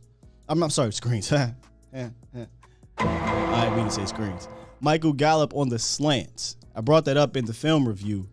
He used to kill those slants in his career. We're not really seeing too many of those slants. And I think with some of the slants, if you get maybe mirroring slants or just at least one, you can either have the slant in that first window or the second one where he clears the linebacker if they're dropping back in zone, but it gives you a quick option or it gives you an option to come back to. The middle of the field is the way to attack this zone, right? We attack this. When we see teams drop back in zone 146 times, it's going to be the middle of the field. And Michael Gallup he used to eat that up. So if we're not going to run the slants to MG13, then how about get 19 involved in there and do some different things? My man set it off, Chris. What's up, bro? What's going on, Scott? How you doing? Hey, man, how you feeling, brother? I'm good, bro. How you? Man, listen, I may go in and out because I'm deep out in the woods out here in VA. Gotcha. But I wanted to be real quick and real brief, man. Great point yesterday, man, because I listen to the show every day, especially on the running back. And it's heavy Christmas season. We out here balling. But I love the fact we were talking about putting Cooper in the slot. But I also think an intricate piece that we're missing where you can go with 10 personnel or even 11, where you can go with Cedric Wilson and Cooper in the slot, and then get physical and Yaki on the outside with CD and Michael Gallup. I think that's another phase that we're kind of missing. And so I think right now, in this phase where the offense is kind of glitchy, I think we're kind of working on some different things to see, hey, can this work? Can this not work? I really believe and hold dear to your heart about getting rid of the screens or getting kind of cutesy in the red zone and being more physicality. But, man, at the end of the day, I mean, we're moving in the right direction. Yes. For the past 5 years, the past 10, on the defensive side of football, we tried to take baloney and talk about it with steak. He tried to take jackasses to the Kentucky Derby and talk about we're going to win a marathon. We got legitimate horses on that side. I think the shuffling of the line will settle out with Big Connor playing again, Tyron getting back. You know, I'm kind of up in the air. Do I want to see him against Arizona, or do I not want to see him until the playoffs? Same. You know, I'm out on that. Terrence is, hey man, Cousin Steele is still our first cousin, but I need him on limited reps. Yeah. You follow me? Yeah. As you know, as all of us know, we love Jeff Heath, the GOAT. I know Brandon from Frankly Football, my buddy. He hates what I call Jeff Heath, the GOAT, but Jeff Heath was the GOAT on 25 snaps. Yes. On 25 snaps. Yeah. Jeff Heath was the GOAT for 25 snaps. If he didn't go to 25 snaps, he was terrible. But that's where I'm going. But I'm going to get out of here, and I'm going to ask this question. Okay, now you said Skywalker did not come from the love of Star Wars, so there's only one other reason you could be Skywalker, right? So my question, my dude, how that hoop game, man? Oh, so you think I got it from Skywalker for the NBA? No, listen, I'm a baller. I am a baller. Well, I'm a football player first, and then basketball came along that. So, and I played basketball in high school, but that's not where it came from either, though. So, yeah. Oh, okay, man. Well, hit me on the back end. You know how we communicate on Twitter, man. Yeah. And kind of give me the insight on that story, man. As always, man, you're killing the game. Love your show, man. Definitely looking for me and Brandon to get with you and do some more work or do some work, man. Hey. And we'll talk soon, bro. Real quick, tell Brandon I'm coming for him, too, in fantasy, because he is talking a lot of trash. And now your boy got the number 2. I got the number 2 seed in Vacha's league, and we might see each other if we get to the. So I'm coming for him. He's talking a lot of trash. Now we got the same record. Hey, man. Brandon goes hard with this fantasy thing, man. He loves his gifs with Thanos. He loves this thing, man. So he's coming for him, man. And man, right. I can't choose between the two. Y'all my dudes. I just want to see it be a good matchup, man. Yeah, we'll talk soon, man. Happy holidays to you, brother. Love you, and we'll talk soon. Thanks, brother. Happy holidays to you and the fam too. Man. Yeah, it did not come from hoops. It did not come from a love of Star Wars. He said, how to hoop game. Let me tell you something right now, bro. I'm at the point in my hoop game, I'm a cherry picking mother sucker. I'm at the 3-point line now. Let me tell you that if I can, if you want to bear with me for a little bit here, you know, after high school, after college, definitely during high school and college, man, intramural leagues and things like that, I could run 15 games in a day. No problem. None, not a one iota. Boy, we was running all day. I was everywhere. I was acting like that thing was the league. And then, I don't know, man. It was a couple years ago. I went to LA Fitness in PA, and I don't know what's in the water with these new young bulls, but y'all ain't the same. Y'all are different. Something wrong with y'all. And we in there, I think it was me and my buddy from work. We just hooping, we shooting around. And they was like, yo, you want to run? I'm like, cool, I'll run. Mistake number 1, getting a little bit older. I didn't stretch. Okay? That's mistake number 1. Mistake number 2, I look over at these dudes, 6-something, and I'm like, how old are y'all? You know, what college do you guys go to? You know, oh, I'm a freshman. Oh, okay. At what school? At Lower Dauphin. High school? You a freshman in high school? Man, I'm not. You know what? All right, let's play. Let's go ahead and play. I got 2 games in and I was done. I can't run no more. I should have stretched, and then my hamstrings got tight. My feet was hurting. They talking about, yo, you trying to run again? I'm like, nah, I'm leaving. I'm not coming back. If y'all see me in here shooting around, it's just because I want to make sure I still got the form and I like to see the ball go in. But running hoops anymore, I'm done with that. I'm done. Okay? So I'm just going to leave that to the young boys and y'all out there that's hoopers. I am not a hooper anymore. So I'm just going to leave that there. But the way, hey, CJ, I'm telling you, fam, I might be, I'm not going to tell you my age, but my body might be a little bit older. I don't know personally, man. I went through 2 knee surgeries, man. I done fractured my knee and tore my meniscus a couple times, fam. I'm not, the knees ain't what they is. I might look young, but they're a little older than what you think. You know, so I'm just saying, I'm not what y'all think out here in this hoop game. Don't get it twisted. I'll give you a good solid 30 minutes. Then after that, I'm just, I'm at the 3-point line. Why'd you pass me the ball? That's me. That's my hoop game. I'm just keeping it me. Y'all love me because I keep it real, so I'm keeping it real. That's all. I'm just keeping it real. Anyway, the name came from my boy, Big Game James. I used to be in all the Facebook groups, and I had a podcast. I was writing, and he liked how I sounded. He started calling me the Young Jedi, Skywalker, and he just kept saying it, Young Skywalker, Young Skywalker. And I was like, yo, I'm going to run with that Skywalker still, and boom. That's where we at now. Appreciate y'all for sticking around with my old story. Just saying, bro. 2 knee surgeries, a torn meniscus. Yeah, that's not fun. It's not fun to be running around on with these young boys. These young boys different. Y'all know I ain't lying. They different. Anyway, D Schiff. What's up, D Schiff? Hey, what's up, Scott? What's going on with you, bro? I just wanted to expound on my ego comment. I love that comment, by the way. Man, just kind of walking back, man, to if you can kind of remember the Hot Boys era and, you know, guys playing with an ego to try to hype himself up like the talent was going to follow. And, you know, I think Parsons just kind of came in with kind of like just this blind, I'm young, see ball hit, you know, see ball, get ball kind of thing. And the kind of the D-Laws kind of had to, you know, get put on notice and kind of get back to playing ball versus, you know, kind of all the talk. And, you know, if you remember kind of Parsons when his confidence was kind of being confused with the vets as like just this naive, you know, blind to what the NFL was going to be. And he just comes out and starts playing, and you kind of start seeing the respect. The youthful ignorance. Yeah, just the way Van Der Esch, you know, comes at him now. You know, Van Der Esch is kind of, I don't want to say a fanboy, but, you know, I just think off top, he was kind of like threatened for his job and look at this youngster to the point where it's like, you know, I got to be a part of the hype too, you know, or else it's going to look like Hayden. You know what I'm saying?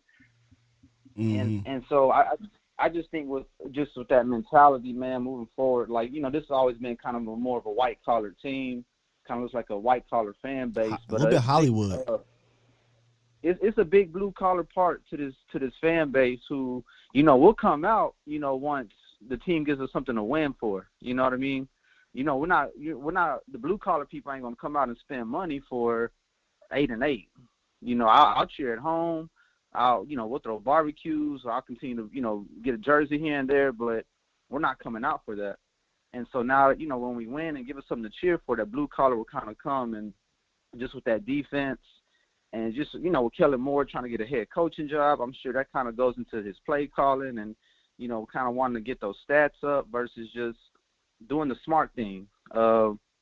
Dak, you know, he was in contention for MVP. You can't really go, you know, kind of have a successful MVP run with just kind of looking like a game manager. But now that all that's kind of out the way.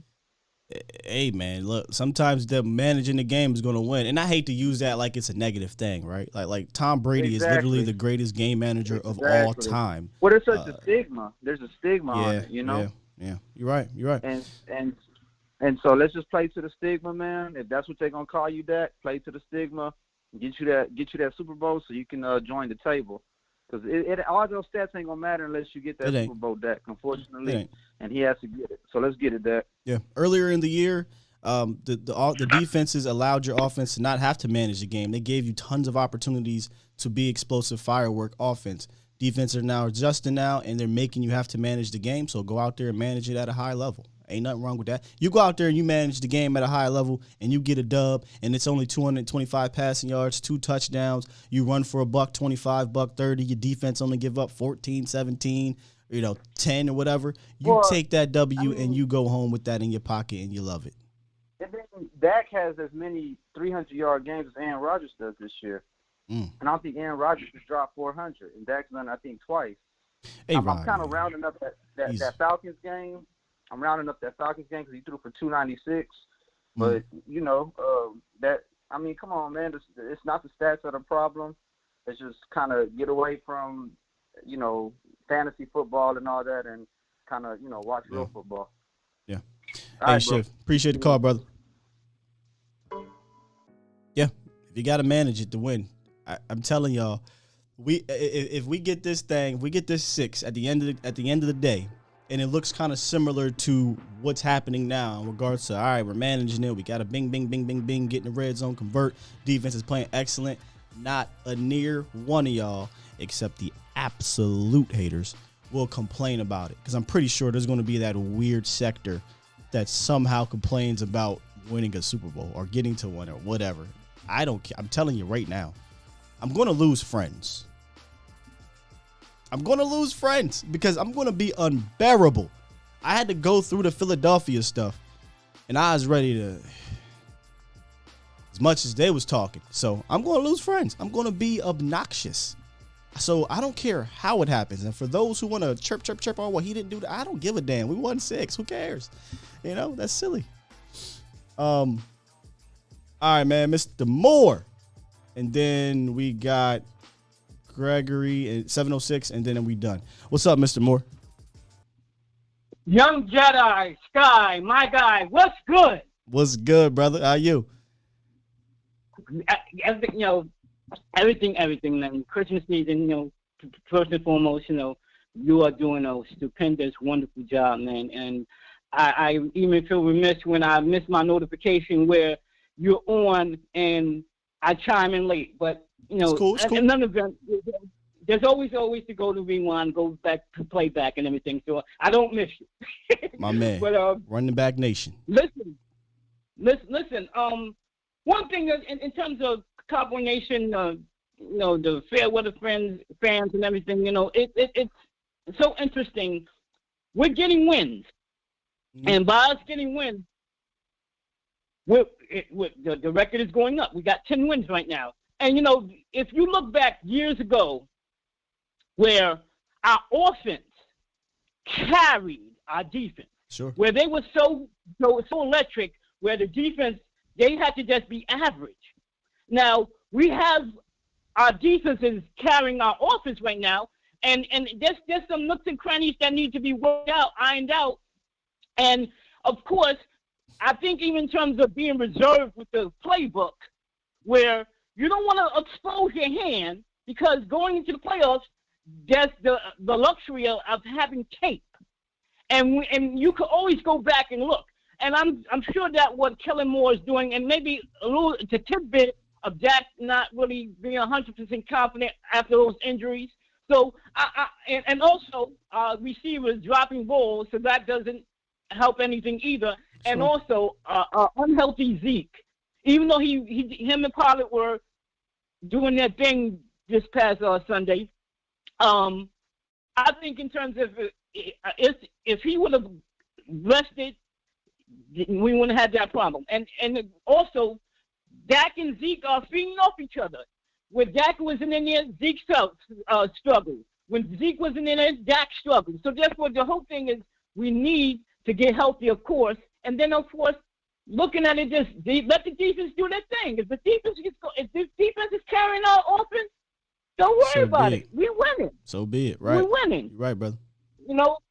So basically, that Young Jedi, and then also you was talking about how you try to get out there, with those young whippersnappers.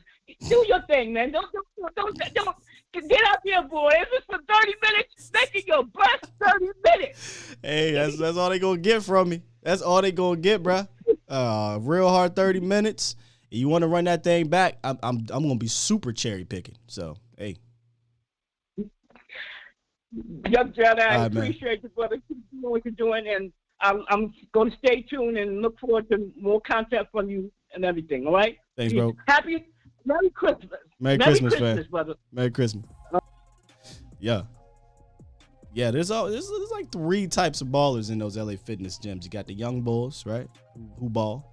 You got that college dude, about in the middle, and you got the old head. Boy, them dudes get on my nerves. The old heads take it serious. But see, the old heads be the ones that be stopping the fights too. So I salute to y'all, to the old heads that be playing out there, because, it get real chippy for whatever reason. I'm done with the chippiness too, by the way, at the LA Fitness. I am out for what? For who? For what? But there's people that get real crazy, and the old heads just want ball. The ones that come in with the cutoff shirts and the knee pads. Headband. Looks unsuspecting, but he got the craziest three. He'd D you up. He always trying to be Magic. They always want to be Magic Johnson, no look passes and things like that. He got a nice little old head game. He got a little Paul Pierce to him. I don't got time for y'all. I'm not guarding him. I'm not running around chasing this wannabe Steph Curry. No. I'm just me being real. Can I be real with y'all for a little bit? Real quick, Mr. Moore talked about offense, defense. I wrote down offense, defense, relationship. This is what I love, and I wish that we could all collectively love too. The defense and the offense have this I got your back type of relationship. Last year, I watched the way this thing went down.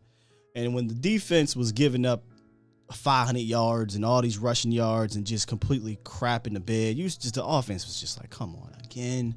When the offense was turning the ball over, the defense was like, shit, I got to be out there. But when you see this team now, okay, cool, we might get a 3 and out. Okay, cool, you might get a turnover. Or hey, we scored, now the defense is up, let's do this thing. Like, I feel like they got each other's back, and you can hear it. It's an us in this locker room versus the world, which is outside this locker room. And I love that. I love that about this team right now, man. I think they can carry each other. Am I lying about the old heads? Y'all know I ain't lying. I got you real quick, 706. Super chat. I missed a couple super chats. I'll go back and try to get them. Tom Donnie Burner account, appreciate you for the $5 donation. He says, if Dallas wins another Super Bowl, Jerry should have a parade in every other I love this. In every other team city to celebrate. Oh, that would be the most Dallas Cowboys Jerry Jones thing to do. I'm going to celebrate in everybody's city. Oh, I love that. But if let's narrow that down. I would love for him to celebrate in New York. The Maras and Goodell, all the stuff they try to do to suppress the Dallas Cowboys. I would love for them to say, you know what, we're going to celebrate in New York because this is an NFL celebration. The NFL was better when the Dallas Cowboys are on top. All right, let's get to 706. I'm sorry if I said the name wrong. 706. What it is? What it do? And what's going on? But y'all covered a lot of things I want to talk about. There's two things I want to talk about. There's two simple. Simplicity, being simple, and stepping up. What I mean by being simple, on the offense, they got the way Dak is playing, the offense is playing simplified. You said something about slants, hit some seam route and some outs against the zone. That was simplified a lot of that. Yeah. So keep it simple, stupid. I'm with you. I think we should simplify the offense in the reds, or simplicity could mean something as simple as, like I said earlier. You know what? Instead of screens, let's go ahead and put Amari Cooper down here in the slot and let him route somebody up. Exactly. Instead of double reverse, let me go ahead and do 3-by-1. Get what's his name, Michael Gallup 1-on-1 on the outside. Just throw that thing up. Let me just keep it simple. Yeah. Exactly. It's simple, and those outside runs in the SEC country called student by the right, student by the left, and run the ball outside. It'll open up the middle. Right? So, yeah, I like it, man. Keep it simple, stupid. That's right. And the step up part is the last few games defense stepped up. Yes. The last about 6 games, the D been carrying us. Yeah. Yeah. They've been carrying the offense. It's time for the offense to step up. Everybody bump the numbers, bump the 100-yard receiving, rushing, step up. Step up. Everybody step up. Defense step up. Everybody on defense doing their part. The coaching staff on defense, they got their players stepping up. It's time for the offense to step up. Michael Gallup, all the receivers, tight ends, step up. Your quarterback, they cried, he was out. They were saying he's out. Your quarterback is going through right now. Now you got to step up for him. Step up or step out. That's right. Step up. Next man up. They got to step up. That's all it takes. Simple. Indeed. Appreciate the call, good brother. All right. Man, it says step up or step out. I ain't mad at you. I ain't mad at you at all. But all right, ladies and gentlemen, that will end the Pulse of the Nation portion of today's show. Good stuff today. Really good stuff today. Going to run that back. I might clip out the run game portion, or I might clip out the red zone stuff. That way you guys can just kind of go right at it and check it out if you want to run it back. Take a look for yourself. I'm pretty sure across the community we'll see more film drop, so you guys can check all that out as well. But I absolutely love after further review days, especially after wins, right? Even better after wins, because we can see where the offense improved, as it says down here, and where they can improve. And the defense humming so much is basically throwing up highlights, and just kind of watching them and enjoying that. I'm not trying to look ahead. I'm trying not to be. I'm trying to be week to week. I don't want to be a hypocrite. But for the defense, I'm really looking forward to how they play against the Arizona Cardinals. Even the offense too, because the Cardinals' defense is not, they're no slouches, and they gave us trouble last year, Buda Baker and things like that. They got a pass rush, Chandler Jones. Oh boy, damn, maybe we do need Tyron Smith. I'm a little worried about Chandler, but anyway, that's down the road. We got the Washington football team playing today against the Philadelphia Eagles. Make sure y'all boys and girls check that out tonight. We'll make fun of them tomorrow. And on a short week, think about this. Washington, unfairly, but it is what it is. They'll play tonight, travel Wednesday, and they only have Thursday, Friday, Saturday to get ready for the Cowboys. And I don't even know if that's a full-blown Thursday, Friday, Saturday. So you're going to get Washington on a short week. You need to handle business. And then it's time to take on one of the big boys. Supposed big boys. All right, y'all. I'll get back into the chat, see what y'all saying, man. Felipe, man, appreciate you being here all the way from France. DJ Dog, I didn't even see you in there, DJ. For those that came in mid-show, I'd advise definitely running this back, checking out some of the ground game work we talked about, some of the red zone stuff that we liked and didn't like. Really good show today. Really good show. Appreciate y'all, man. Appreciate y'all. With that said, appreciate all the donations. Calls were great. I appreciate the likes. Make sure you hit that like button. That is important. Make sure you share this thing. That is important. Make sure y'all come back later tonight. Mauricio Rodriguez, Prime Time, A to Z Sports Prime Time. And check out A to Z Sports Dallas.com. Y'all know how it is over there. All the great work. Appreciate y'all, man. Love you. Shout out to my man Stevie Mack, the mod guy.